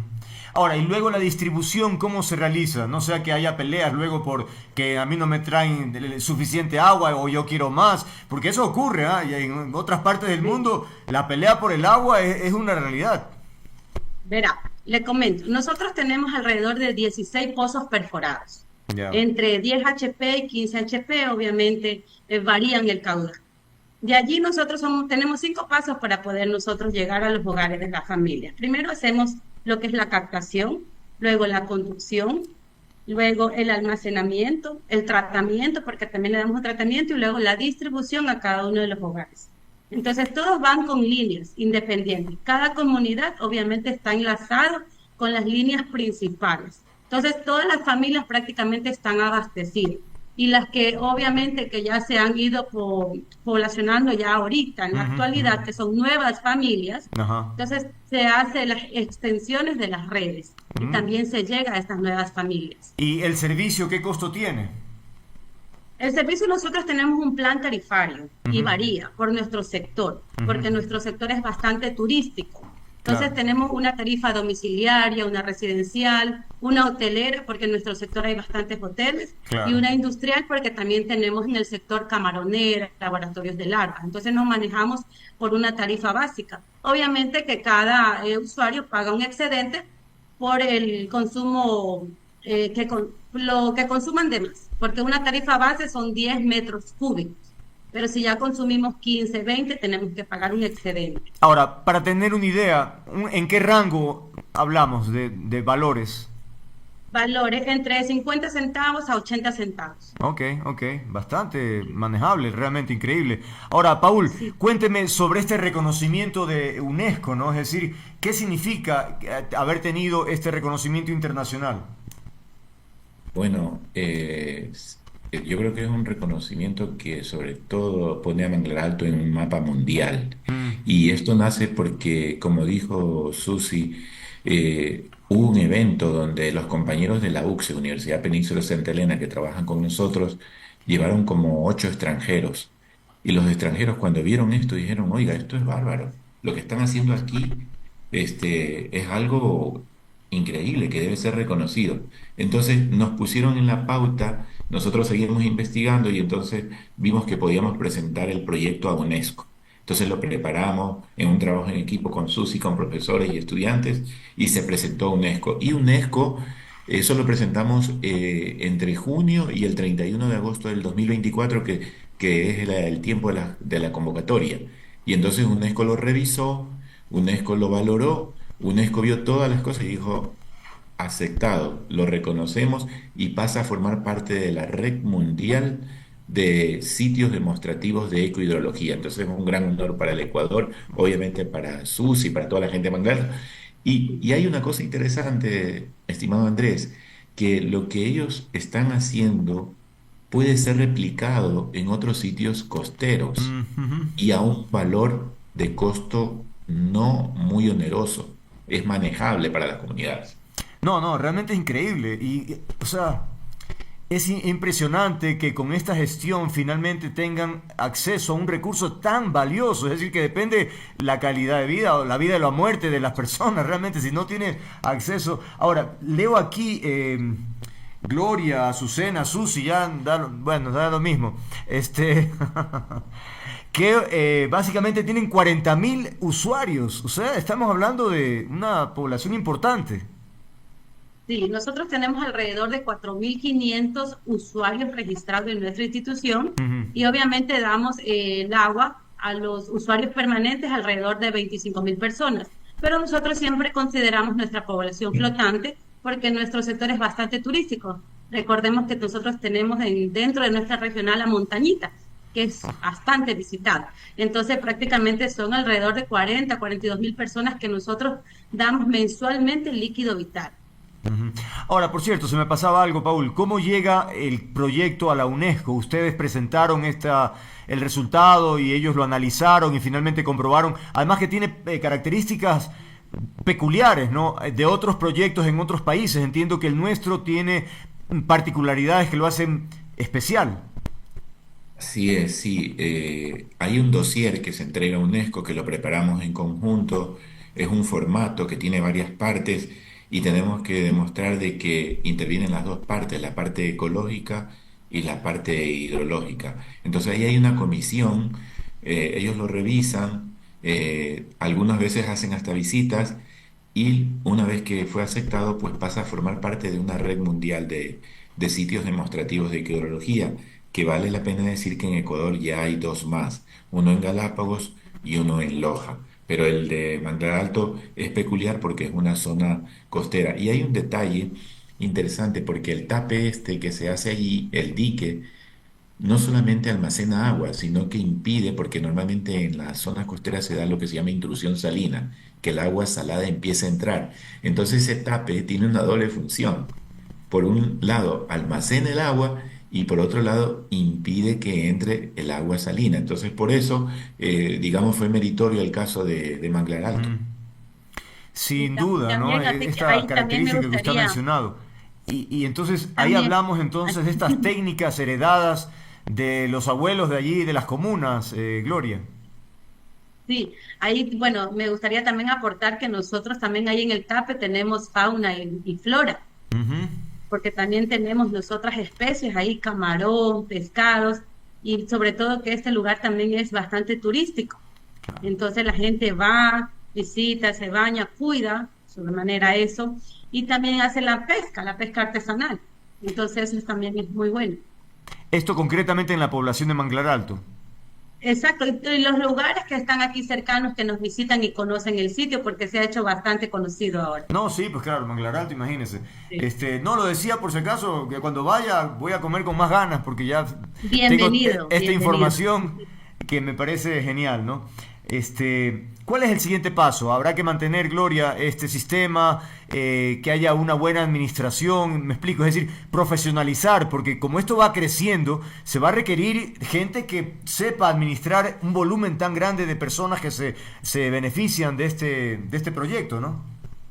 Por supuesto, aquí lo importante es tener una buena administración. Mm, Entonces, para que esto se pueda dar de una mejor manera, sobre todo si hablamos de nuestro TAPE, habrá que cuidarlo, habrá que mantenerlo, fortalecerlo y todas las instituciones que se quieran sumar para este crecimiento, pues bienvenidos sean. mm. Mire que nosotros como Junta somos comunitarios y aún así nosotros hemos sacado adelante esta institución por más de 46 años. Entonces yo creo que sí podemos seguir nosotros trabajando y sobre todo de la mano con la comunidad, que es el ente representativo de aquí, Ujú. porque ellos son los que en este caso nos dan una mano para nosotros poder seguir. Y habrá que cuidarlo, habrá que conservarlo y meterle ganas a este proyecto. Por supuesto, imagínense. Ahora, Paul, hablemos de la parte económica, porque usted también leía y hacía esta comparación, que si se hubiese hecho un proyecto con toda la tecnología actual y con todas las estructuras, hubiera sido, quién sabe, muchísimo más caro, ¿no? Y ahora leo ahí que solo la construcción del dique en Manglar Alto costó $140.000, lo cual, caramba, es increíble cuando hablamos de megaproyectos que son tremendamente onerosos, ¿no? Sí. Claro, ahí cabe indicar que también existe la participación de la comunidad, ¿no? Porque la comunidad participa de la obra. Se hacen diseños, el TAPE es un conocimiento ancestral, pero se hace un diseño de ingeniería y la comunidad, todos los miembros de la comunidad de SUSI van y ayudan a la construcción del TAPE, participan, es un trabajo Ajá, comunitario. qué bien. Y obviamente por eso sale económico y por eso le decía que es una solución viable y replicar, y que se puede replicar en Mm, muchos ujú. sitios de la costa ecuatoriana. Es como si, como le llaman en la sierra, la minga, ¿no? Es decir, vamos a construir una canalización, alguna situación. El domingo la gente va y participa. Alguien lleva comida o alguien lo que sea, pero trabaja la comunidad y finalmente tienen la satisfacción de tener un proyecto que lo han hecho ellos. Andrés, le cuento la anécdota que en la época que íbamos a construir el TAPE, usted sabe que como en toda parte, como a una empresa del agua, como a Interagua, hay muchos deudores. Mm, Entonces los líderes de la Junta de Agua le dijeron, estimado, tú que debes tanto, por favor, yo te pago para que me ayudes a construir el TAPE, yo te descuento la mitad, te pago y la otra mitad te voy descontando de la deuda. Entonces llegó un momento en que yo vi más de 100 personas allí colaborando, porque pucha, no solamente estaban ayudando a construir el TAPE, sino que estaban disminuyendo su deuda. qué increíble, claro. Una muy buena estrategia, finalmente. Todo sale, es un ganar-ganar. Así es. Ahora, Gloria, y en todo este proceso, solo por comentar, me imagino de todas maneras siempre hay obstáculos, dificultades. ¿Cuál faceta para usted pudo haber sido la más complicada? Que la gente se ponga de acuerdo, que la gente trabaje, aunque bueno, parece que eso no ha sido ningún inconveniente. ¿Cuánto tiempo, por cierto, desde que empezó la obra hasta ahora ha transcurrido? ¿Y cuáles han sido los obstáculos más importantes que usted destacaría? Bueno, desde que se dio la construcción, no fue en mi administración, sino fue en otras administraciones. Ujú. Como igual esto viene dando un periodo de 2 años. Pero de allí ya han transcurrido, que eran 8 años, si no me equivoco, doctor, ¿verdad? Sí, 8 años y hasta ahí ha tenido un crecimiento y éxito sobre todo y bastantes resultados, porque de ahí nosotros hemos podido mejorar en nuestra distribución del líquido vital. Ujú. Y en cuanto a las dificultades, ¿no recuerda algo así? No Ya, sé. bueno, en cuanto a las dificultades, para nosotros como institución comunitaria, honestamente, siempre ha sido la articulación con las autoridades. Aunque tienen ellos la competencia directa, porque es un tema agua, hablamos de derechos, Claro. entonces hay muy poca la participación, entonces siempre esto ha sido uno de los obstáculos, podríamos decir, ¿no? Pero ¿en qué Pero yo creo que sentido? como junta Eh, comunitaria nosotros siempre hemos salido adelante. ya, Es pero que aquí nosotros somos una parroquia, entonces aquí nosotros tenemos autoridades que nos representan y por supuesto nosotros como institución siempre los invitamos a que ellos sean parte de esto y muy pocas veces tenemos aceptación, muy pocas veces no, pero no nos ha desmotivado. claro, Nosotros claro. siempre estamos firmes a continuar. No, pues allá ellos, ¿no? Pero a lo que voy, tal vez como sentían un poco de celo de que están armando un proyecto que resulta súper importante y que la comunidad quiere y participa, ¿no? Eso efectivamente a ratos para los burócratas no resulta muy claro, ¿no? Es decir, a ellos les gustan las cosas más tradicionales. Pero bueno, Exactamente. qué bien que hayan logrado superar ese tipo de obstáculos, ¿no? Porque eso demuestra que finalmente, como se dice siempre, ¿no? La unión hace la fuerza. Así es, más que todo nuestras comunidades siempre han estado unidas y sobre todo las 6 comunidades que son parte de esta regional de agua siempre se han sumado, más que todo para sacar adelante esta institución que ha tenido un crecimiento fenomenal desde ya hace 46 años. Solo con decirle que se empezó con un pozo y 100 conexiones y ahorita somos más de 40.000 personas que nos servimos de este líquido vital. Impresionante. Oiga, Paul, ahora, yo me imagino que para los estudiantes haber participado o participar de este proyecto debe ser un valor agregado impresionante en sus carreras, ¿no? Porque tienen la oportunidad de estar en la comunidad, con el proyecto, incluso participando. O sea, realmente me parece genial. Sí, estimado Andrés, se trata en realidad de un laboratorio natural. Y Ujú. en ese laboratorio natural le cuento que han pasado siquiera unas 25 tesis de ingeniería, unas 10 tesis de maestría y hasta 2 tesis doctorales. Wow. Usted se imagina. Entonces, por eso es que también cuando presentamos el sitio demostrativo está bien, bien argumentado. Y obviamente para los estudiantes, como bien nos decía Susi, es una práctica con la realidad, pero no solamente con una realidad técnica, sino con una realidad social y ambiental, que eso les enriquece muchísimo a los estudiantes. Y mira, lo que preguntaba al inicio, por suerte también tenemos una apertura y un respaldo de los directivos de la SPOL, nuestra rectora Cecilia Paredes. Este es un proyecto que, digamos, nos dan siempre puertas abiertas y por eso se puede trabajar. Pero este es un laboratorio natural para la SPOL, para la UCSE y también tenemos colaboraciones a veces de la Universidad de Guayaquil. Sí. Ahora, Gloria, de hecho, si este proyecto ya es exitoso en términos de distribución de agua, veíamos estas imágenes, también tiene que ver con reforestación de las riberas, del el tema de caña, bambú, guadúa, es decir, hay esta mejora, digamos, en términos del entorno, de la naturaleza. Por supuesto, nosotros en eso siempre nos enfocamos más que todo la reforestación para seguir sembrando agua. Ahí nosotros hemos hecho una cercanía, en este caso con la prefectura, y nosotros hemos sembrado alrededor de 400 cañas guadúas y estamos próximos a sembrar otro tramo más de caña guadúa. Entonces, también tenemos un proyecto con paisajes sostenibles, Pasos, la Fundación Pasos, para también seguir reforestando nuestra cuenca. Qué bien. Ahora, solo por curiosidad, porque la polémica que hubo hace ya algún tiempo sobre esta posible construcción de edificaciones en Manglar Alto, que finalmente se detuvo, ¿eso está cerca, lejos? ¿En dónde está, Gloria, más o menos? No, nosotros estamos vía Dos Manos. Ya.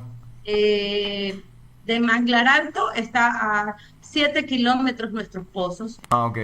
Sí, hay una que está más cercana, el pozo 1, que en este caso está más cercano a a la línea costera, pero a nosotros no nos afectó. Ok, ok, Más que ok. todas las construcciones, me imagino que usted habla de las construcciones de que iba a ser el presidente, o no sé si usted, ya, Ajá. eso está en otra comunidad. Ah, ok. Eso no pertenece a nuestra regional de agua, eso pertenece a otra regional de agua.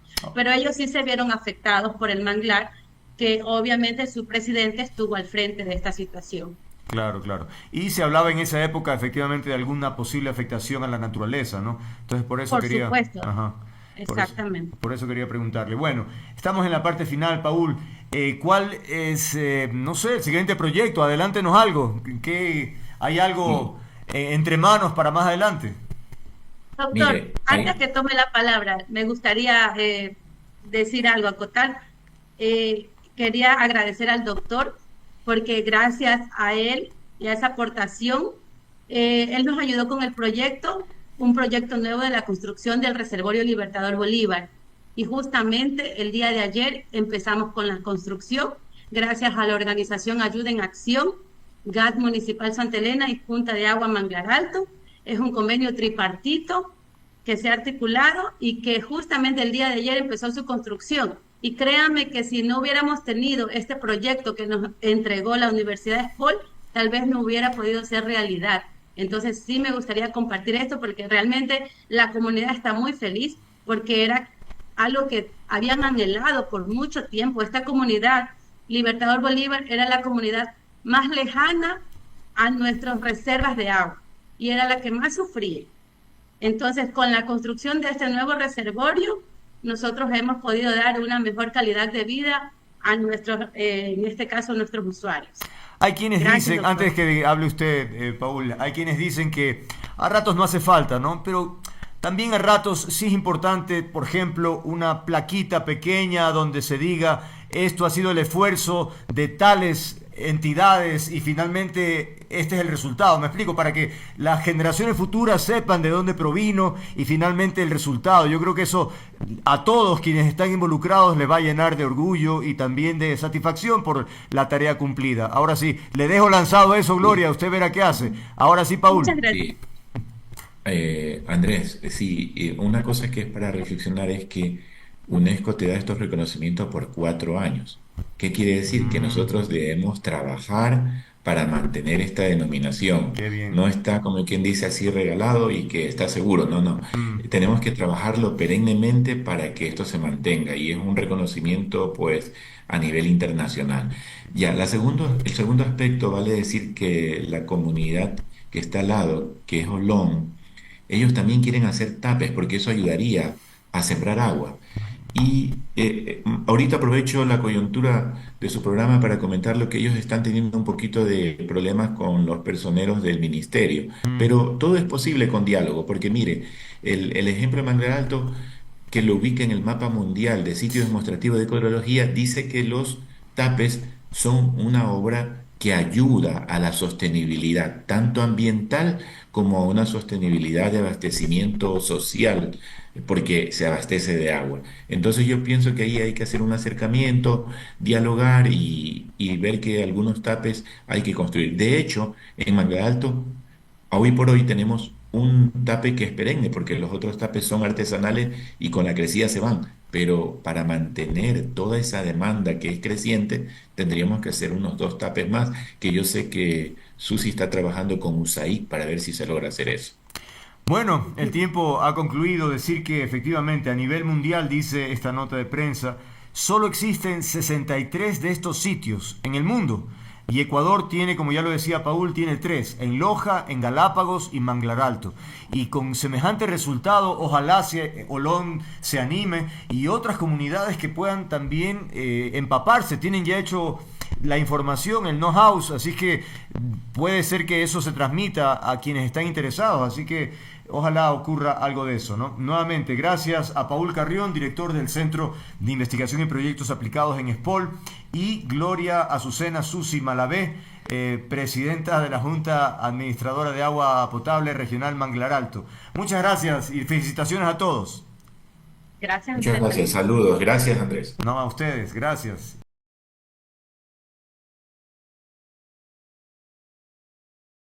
Bien, 17:34, continuamos nuestra agenda informativa. Ahora sí vamos a los temas políticos y sin duda lo más importante tiene relación con la ceremonia de posesión del presidente Daniel Noboa este sábado en la Asamblea Nacional. Para eso hemos invitado, por favor que pase, Mauricio Alarcón, Arturo Moscoso, a los dos la bienvenida en calidad de analistas políticos, los dos, y evidentemente hay algún material para conversar. Ha trascendido que para este momento habrán algunas personalidades, ¿no? Presidentes, vicepresidentes de otras naciones, por supuesto, presidentes de parlamento, representantes de organismos multilaterales, aunque la información ha sido un poco obtenida por periodistas, ¿no? Y esto lo digo porque como estoy en un chat de Cancillería, ¿no? Todos los periodistas, por favor, ¿será que nos dan la lista? ¿Quiénes son las personas que vienen? Silencio, silencio total, increíble, ¿no? Hasta que los propios periodistas ponen ya o hacen las consultas directas con algunas embajadas y son ellos quienes nos confirman que si viene el presidente Petro, que si viene la presidenta de Perú, que si no, que viene el señor Kenny, en fin. Pero caramba, Cancillería es de un celo, yo no sé. Por consideración, incluso contestaron, por consideración a las misiones que vienen, todavía no podemos dar los nombres. No entiendo cuál es qué alcance tiene ese tipo de explicación, ¿no? Pero bueno, lo cierto es que viene sí un número importante de cancilleres, ministros de seguridad, del interior, en fin. En cuanto a la dinámica, pues es la rutinario, el protocolo normal, creo. Lo que evidentemente será interesante estar pendiente, no solo la intervención del presidente de la Asamblea, sino del propio Daniel Noboa, pues que esa es la primera inquietud que quiero proponerles a mis invitados. ¿Qué esperan de ese discurso? Una suerte de proyecto país se nos planteará quizá sobre qué es lo que se viene dentro de los 4 años. También otra pregunta importantísima, ¿se tomará más de 5 minutos para decir eso? En fin, son cosas que me gustaría tener la opinión de ustedes. Arturo, empiezo contigo, bienvenido. Hola Andrés, gracias por la invitación. Un saludo a Mauricio y a la audiencia. Eh, bueno, siempre este gobierno caracterizado por la poca información que deja traslucir, ¿no? Una opacidad permanente en todo, incluido ahora pues quienes vienen a la posesión. Esperemos que más allá de los nombres de quienes vengan de esas visitas se desprenda algo bueno para el país, eh, aunque sea en la mejora de relaciones y que pues ya la posesión en sí sea un evento que nos permita ver cuáles son los planes del gobierno durante estos años de mandato que le quedan, si es que logra cumplir su periodo normal, porque ya sabemos que aquí eso no es una garantía. Caramba, esas premoniciones, caramba, Arturo. Es que, Sí, es que no, yo Andrés, sé, totalmente. mira tú esa mayoría que tiene la Asamblea pegada con babas, como bien dice aquí mi querido amigo Mauricio, ¿no? Es una mayoría que se le puede virar en cualquier momento, ¿no? Y dada la agenda que tiene el correísmo, que es la otra fuerza importante dentro de la Asamblea, de impunidad y de promover o de querer llegar al poder a cualquier costo, pues podría darse la vuelta a las cosas y tener una falta de gobernabilidad que podría degenerar incluso en una muerte cruzada, ¿no? Eso No, no se sin puede duda. descartar. Sin duda, ya voy a abordar el tema de la relación con la Asamblea. Ahora, Mauricio, también me gustaría tu opinión sobre tus expectativas frente al discurso presidencial. Andrés, buenas tardes. Un saludo a todos quienes nos siguen a través de El Mono López. Un gusto reencontrarnos además con Arturo. Mira, yo espero que este día sábado no se cumpla aquello de que el presidente es una persona de pocas palabras, porque con tan poco que se ha dicho durante la campaña electoral, con tan poco que se ha dicho entre el triunfo para el periodo de 4 años y la posesión presidencial, esperaría que al menos tengamos luces sobre una hoja de ruta de lo que será el gobierno durante los próximos 4 años para atender esas necesidades urgentes de inseguridad, de crisis económica, falta de empleo, de corrupción. ¿Qué acciones va a tomar el gobierno para hacerle frente a estos problemas?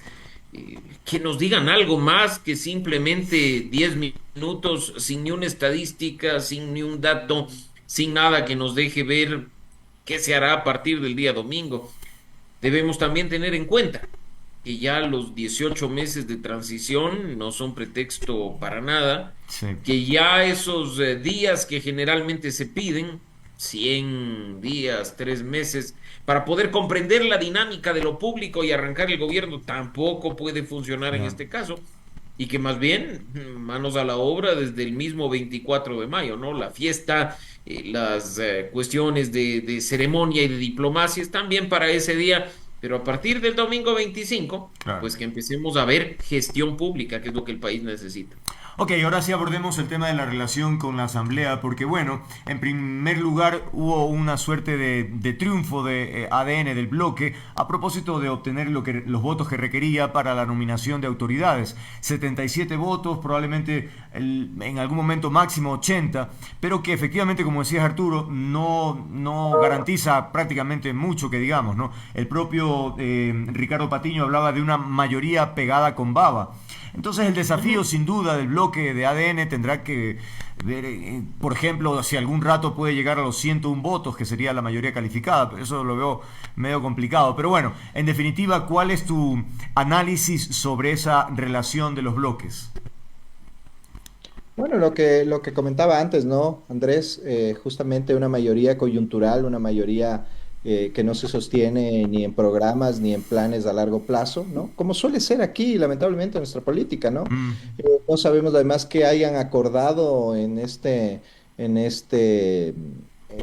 plan para gobernar la Asamblea, si es que hay más allá de la repartición de cargos dentro de las comisiones, hay otro tipo de acuerdos con relación ya al gobierno per se, que no estaría mal.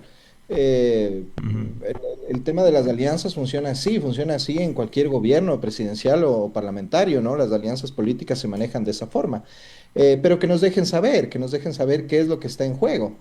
Y si está en juego solo el tema puntual de hoy o de ahora, ¿no? De esta semana en el nombramiento de autoridades de la Asamblea, o si es que esto va más allá. Porque si esto no va más allá, esta mayoría se puede deshacer cuando llegue la famosa ley económica urgente para las economías criminales, por ejemplo, ¿no? Ahí ya podríamos tener la sorpresa de que la ley no se apruebe porque ya incluso hay voces dentro de esas mayorías que han criticado esa ley, ¿no? Entonces, es muy endeble, ¿no? Lo que tenemos y realmente a mí me da miedo de que esto se deshaga inmediatamente o no dure mucho y que la gobernanza empiece a tener problemas para Daniel Noboa y evidentemente algo que tiene consecuencias para todos, ¿no? Porque lo que pasa es que las leyes y las políticas públicas se quedan detenidas y pues el muñequeo en la asamblea es lo que prima, ¿no? Y pues incluso se llega hasta el chantaje y hasta la extorsión, ¿no? Porque claro, uno no conoce con exactitud cuál es el alcance de los acuerdos o negociaciones a los que llegan para obtener votos, porque efectivamente recordamos en la sesión inaugural cuando se empezaron a nombrar las autoridades, no se alcanzaban los votos, se suspendía la sesión, de pronto ya habían los votos, luego se repetía la misma lógica, ¿no? Es decir, uno decía, bueno, qué capacidad, qué locuacidad que tendrá el presidente para convencerlos. Entonces, por ahí va el tema. Ahora, de esos días acá, Mauricio, también ha habido quejas muy importantes, incluso la presentación de una acción de protección porque el bloque correísta dice que no les dejan utilizar no le dan la palabra, que además los marginaron del CAL, que ellos quieren que se les reconozca ese bloque de gente buena, no sé qué. Pero bueno, a lo que voy es que los discursos iniciales de amor y paz que hacía ADN, pues duró muy poco, ¿no? Pero muy poco. Es decir, volvemos a replicar la lógica de siempre en la Asamblea. Incluso, Andrés, un poco peor. Yo acabo de toparme con una publicación en redes sociales, no voy ni siquiera a mencionar el nombre porque creo que no vale la pena, de un legislador de ADN que literalmente dice, no les vamos a dar ni 1 milímetro a quienes saquearon el país. Entonces, vemos una actitud de revancha. Claro. Mira, tú sabes perfectamente bien que yo jamás estaré alineado con el correísmo, ni mucho menos. Viví en carne propia Por supuesto. las mieles de la persecución y el hostigamiento durante el periodo de Rafael Correa, Ujú. pero creo que independientemente de cualquier cosa, hay reglas básicas de juego en democracia que tienen que respetarse.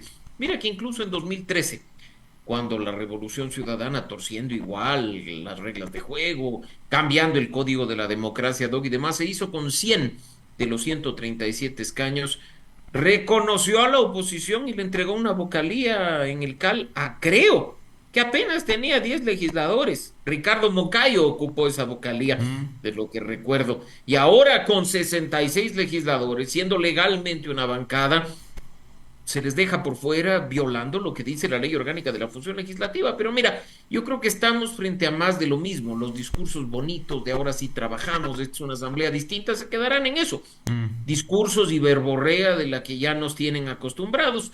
Así es que en definitiva hablarán las obras, ¿no? Mira que es incluso gracioso haber escuchado al hoy presidente de la Asamblea, Nils Olsen, decir que ahora sí se va a trabajar de lunes a viernes, cuando la Asamblea siempre lo ha hecho.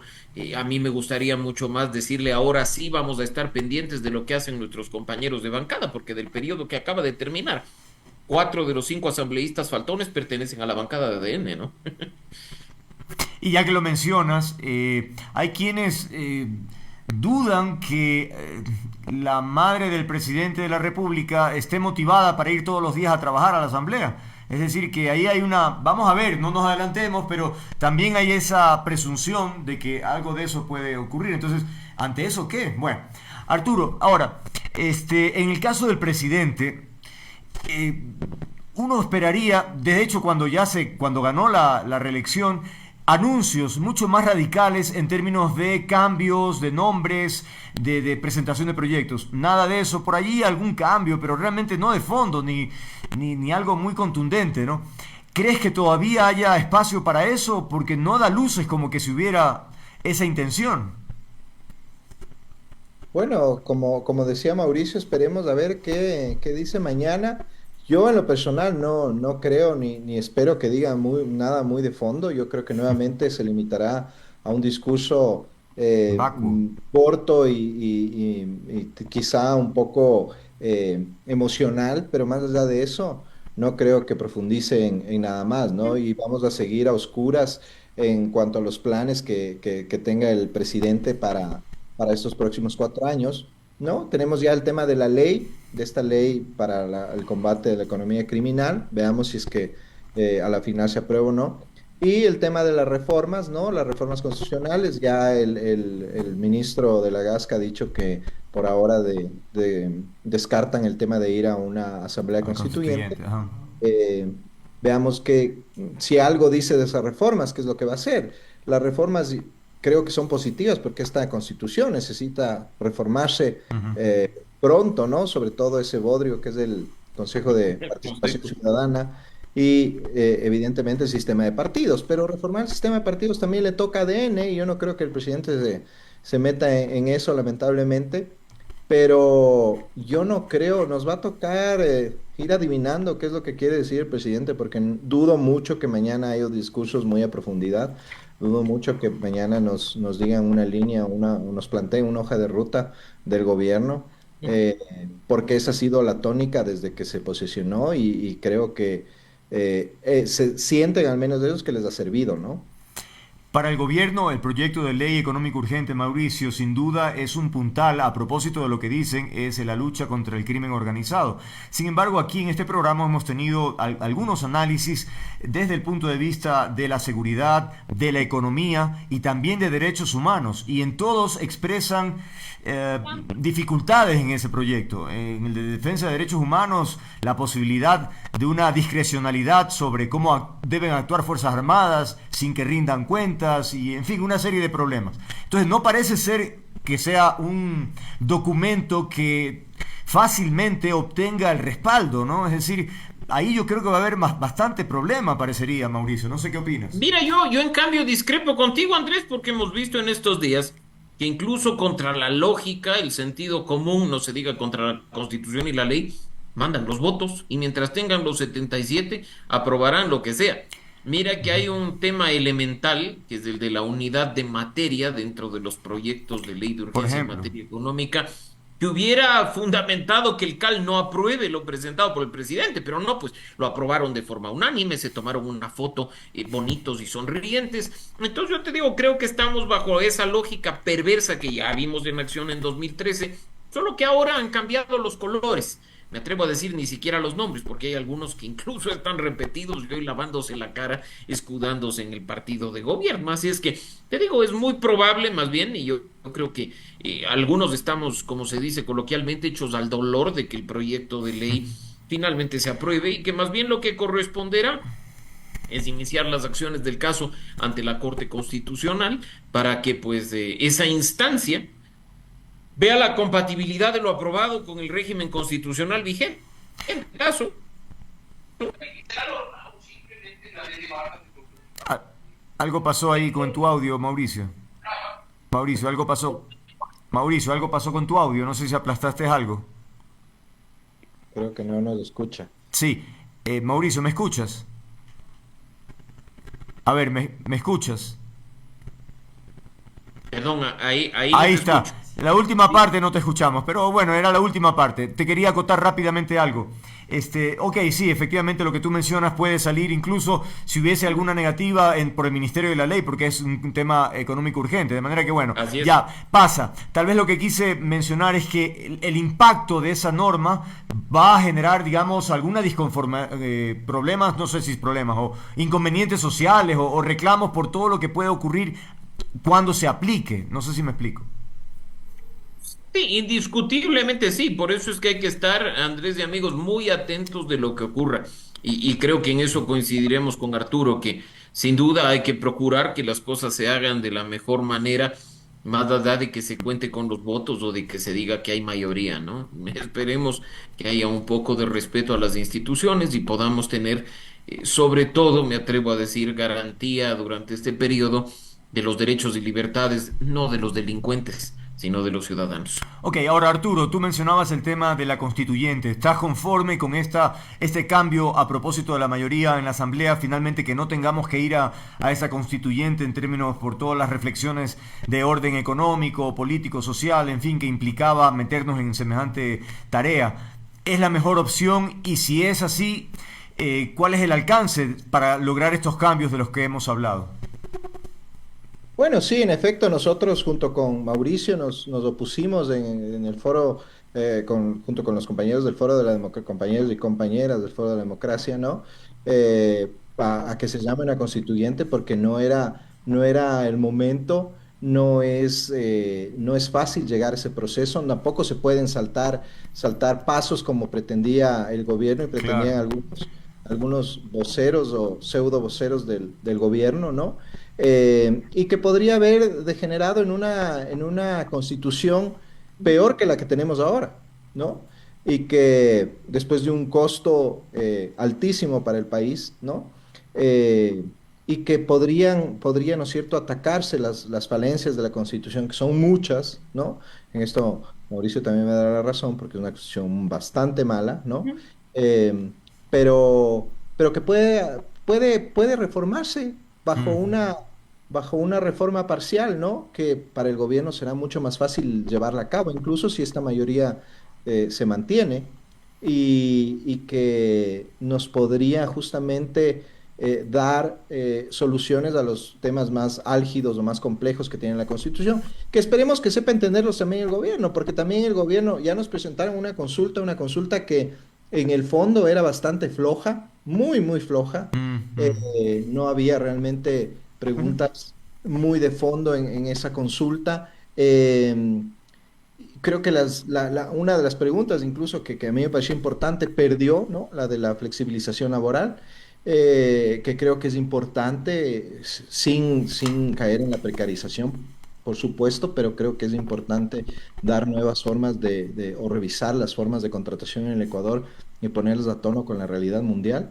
Pero más allá de eso no fue, a pesar de que tenía todo el chance de hacer una consulta mucho más profunda, ¿no? mm, Entonces, no sé si se vaya a meter incluso con el Consejo de Participación, porque A la final, el Consejo de Participación, cuando se tiene control del Consejo de Participación, es una herramienta de poder muy útil para los gobernantes, ¿no? Y con las cuales justamente Rafael Correa pudo cooptar toda la institucionalidad del país y prácticamente convertirse en un autoritarismo cerrado casi en el Ecuador, ¿no? Entonces, esperemos que el presidente entienda que las reformas van más allá de su paso por la presidencia, que si quiere dejar una huella en la presidencia, la deje en el respeto a las instituciones de democracia, que lamentablemente no ha dado muchos indicios de eso en su primer paso por la presidencia. Veamos si recapacita. Y Ok. recordarle también al presidente que ganó las elecciones y ganó las elecciones bien, con una votación muy alta, pero una votación que no significa que todo el mundo está de acuerdo con él. Por Es una supuesto. votación que tiene que entenderse mucho desde la perspectiva de la gente que votó en contra de la otra, ¿no? Ujú. Y que no necesariamente implica un apoyo a ojos cerrados al presidente. Entonces ese capital político que tiene el presidente se puede disolver muy rápidamente y virarse la tortilla, como se dice coloquialmente, más pronto de lo que podemos imaginarnos, y el gobierno podría ponerse entre la espada y la pared rápidamente, ¿no? Y ya que mencionas al Consejo de Participación Ciudadana, Mauricio, hoy he escuchado una entrevista justamente con él, con Andrés Fantoni, con el presidente del Consejo de Participación en Teleamazonas, y cuando se le preguntaba por la posibilidad de la eliminación de este organismo, decía, pero ¿cómo? Nos quedaríamos sin la posibilidad de que la ciudadanía pues pueda participar en tal, un montón de cosas, ¿no? Pero yo decía, ciudadanía, ¿cuál ciudadanía? Por favor, si es un antro operativo de los intereses políticos, de verdad que es una cosa que a mí me sorprende y que tenga tanta tranquilidad para decir algo así. ¿Será que no se dan cuenta o es parte de la estrategia también, no? No, no, por supuesto que se dan cuenta, pero es evidente que están cuidando la chamba. Ese bodrio tiene que desaparecer, Andrés. Durante los 16 años, sí, 16 años, un poquitos meses más que ha funcionado el Consejo de Participación, no ha hecho otra cosa que ser botín político de los poderes de turno. No hay una sola designación de autoridad que ha sido hecha de forma limpia, transparente.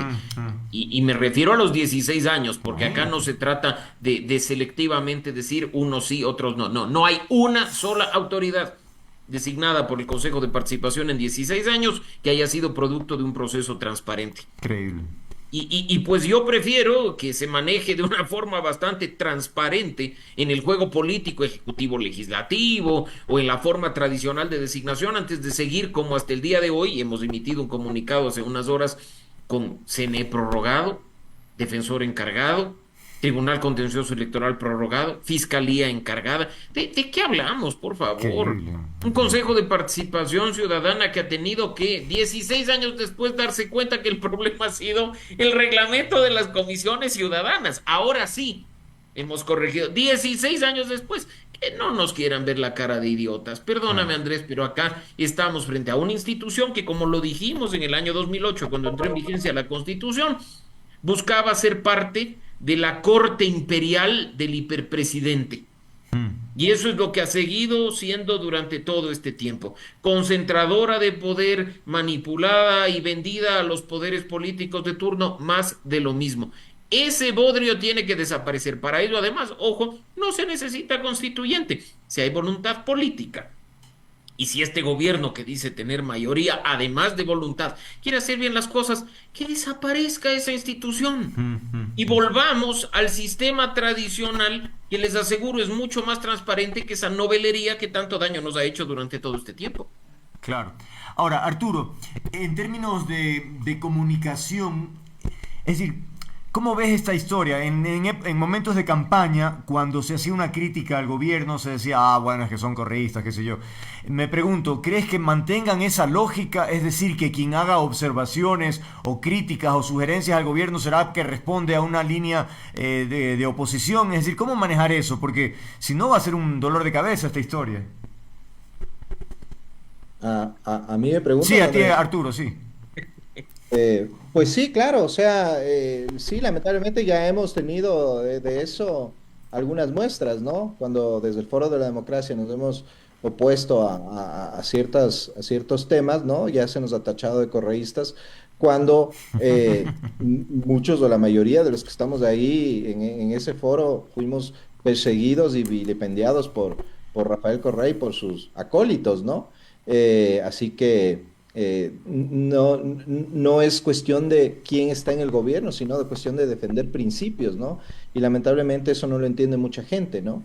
Entonces, claro, te opones a una ley que es violatoria de los derechos humanos, violatoria de la Constitución, ¿no? Que sí, que va para combatir economías criminales, pero que tiene que hacerse respetando lo que dice la ley, respetando lo que dice la Constitución, y te opones a que haya una ley de esas, y ya eres correísta, y nada más lejano del tema, porque el correísmo hacía exactamente lo mismo, ¿no? Pero sí, es un discurso maniqueo que generalmente es una estrategia populista de división entre ellos y nosotros. Los que están conmigo son buenos, los que están contra mí son malos, pues ya hay que combatirlos, ¿no? Y claro, aprovechándose de la polarización que ya ha hecho tanta mella en nuestro tejido social, ¿no? Me quedan 5 minutos para esta conversación y quisiera aprovecharlos para cambiar de tema porque también quiero escuchar qué opinan a propósito de esta designación del gobierno de Diana Salazar como embajadora de Argentina.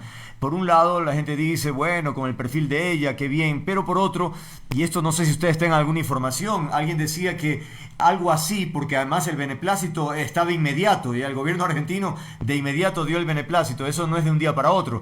¿Será posible que hace 15 meses ya haya habido una suerte de acercamiento?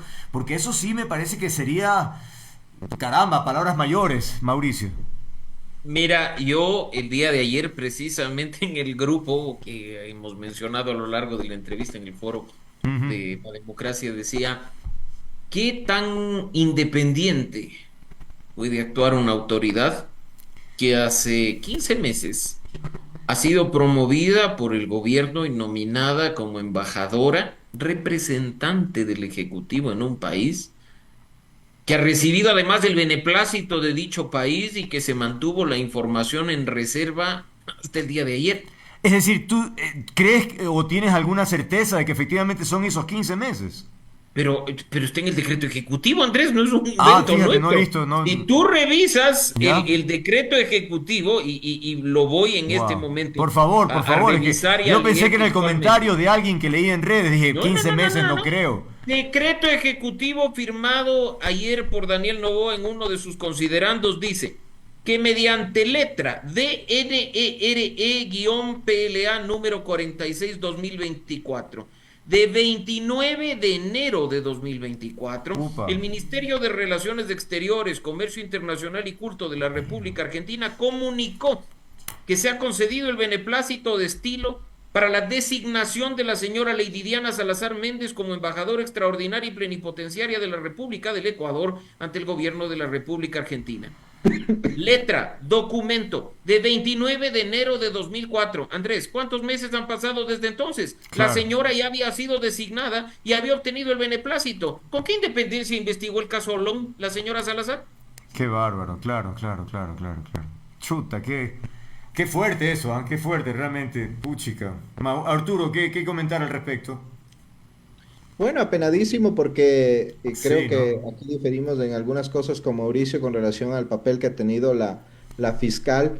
Creo que ha hecho cosas bien en el país, creo que le ha hecho bien al país ciertas actuaciones suyas, pero esto no tiene justificación alguna, ¿no? Wow, No puede una fiscal aceptar una designación qué bárbaro. 15 meses antes de que vaya a ese puesto, ¿no es ¿No? cierto? Y fiscalizar entre las obligaciones que tiene es la de fiscalizar al gobierno, ¿no? Con qué, lo que dice Mauricio, ¿no? ¿Cómo fiscalizó el tema de Olón o cualquier otra cosa o cualquier otro caso que hubiera podido surgir durante este gobierno, ¿no? Eso es realmente penoso que una labor que yo creo que ha sido positiva También. termine de esa forma, ¿no? Termine tan ensuciada. Pues ayer tuvimos un panel aquí con Ramiro García y Pablo Encalada y bueno, obviamente se habló sobre ciertos errores, porque es normal, nadie es perfecto, ¿no? Pero también destacaron efectivamente algunas gestiones tremendamente importantes que marcaron un antes y un después, pero sinceramente no tenía información sobre estos kicks, es que es una locura, me cambia el panorama a mí también y qué lamentable porque evidentemente también valoro la integridad o la fuerza, las ganas de la valentía de pelear contra el crimen organizado, pero no se puede tomar partido de esa forma, pues, porque como tú decías, Mauricio, es representante del gobierno, es decir, hace 15 meses ya había una suerte de acuerdo allí, pues. Y ese es el punto, porque acá no estamos especulando, Andrés. Caramba. Es el mismo decreto ejecutivo, Claro. firmado ayer por Daniel Noboa, el que nos entrega esta valiosa información.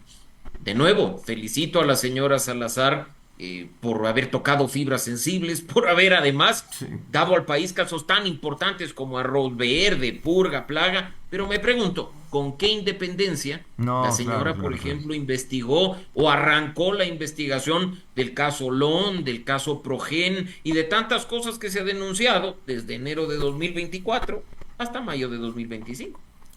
Sí, lamentable, la verdad, lamentable. Bueno, ni modo, ya es un hecho. Vamos a ver cómo actúa, cuál es su desempeño, que bueno, presúmonos, ella sin duda es una mujer capaz, eso no cabe duda, es el hecho de esta riña ética o moral que existe al aceptar esta designación con tanta anticipación. Bueno, palabras finales retomando el tema inicial, entonces mucha expectativa frente a lo que diga el presidente Noboa y sobre todo en función de que ojalá esboce a líneas generales, por lo menos, qué país es el que queremos para dentro de 4 años para poder debatir de algo, porque es que si no estamos en el círculo vicioso de nosotros somos los buenos, los otros somos los malos, nosotros vamos a hacer lo mejor que podamos. O sea, de verdad es un mensaje súper vacuo, Mauricio, y ahí Arturo. Completamente, yo simplemente me ratifico en aquello con lo que empezamos este espacio con Arturo, en el sentido de que ese discurso nos marque una hoja de ruta de lo que al menos desde la ciudadanía podremos vigilar y hacer seguimiento para poner fin a esos problemas que nos están volviendo locos, la inseguridad, la crisis económica y la falta de empleo y por supuesto la corrupción galopante. Que dejen de matarnos, que dejen de extorsionarnos, que dejen de secuestrarnos como ecuatorianos, que tengamos oportunidades a partir de ser un país atractivo para la inversión nacional y extranjera, que hay algo de seguridad jurídica y por supuesto que al menos podamos acceder a renovar nuestra cédula o nuestro pasaporte sin tener que pagar a tramitadores que se exhiben a vista y paciencia, por ejemplo, en las mismas autoridades del registro civil. Cosas tan básicas como esas pueden hacer la diferencia. Arturo, concluyo contigo. Bueno, lo mismo que Mauricio y yo, pero yo creo que lamentablemente nos vamos a quedar con las ganas del día sábado todos de saber cuál es la hoja de ruta del gobierno. El lunes seguramente estaremos, Mauricio y yo, en algún otro medio hablando sobre lo que no dijo el presidente y tratando de adivinar cuáles son los planes, ¿no? Espero equivocarme, pero no creo que sea así, lamentablemente. Es que Arturo es un escéptico, pero eso informado, pues, ¿no? No es que habla por gusto, ¿no? El hombre sabe, por eso... Pero es que la lanza así y uno dice, caramba, qué panorama el que se viene. Pero bueno, muchas gracias por haber estado aquí, siempre muy agradable y sobre todo importante, interesante, las reflexiones que hacen sobre el acontecer coyuntural de la política de nuestro país. Que tengan una buena tarde, ya estaremos conversando más adelante. Una buena tarde. Gracias. Bien. 18:32, amigas, amigos, es tiempo de despedir, pero... ¿Ah? Sí, eso es para mí. Sí. Pedí información a mi productor y sí, pues ya es un material que me interesa leerlo con detenimiento. Con ustedes, amigas, amigos, decirles que es tiempo de despedir, pero que me encanta lo que hago, disfruto interactuar con ustedes. Si quieren encontrarme, aquí estoy y estaré comprometido con el periodismo, con las ideas, con los afectos. Un apapacho, los espero siempre. Chao, chao.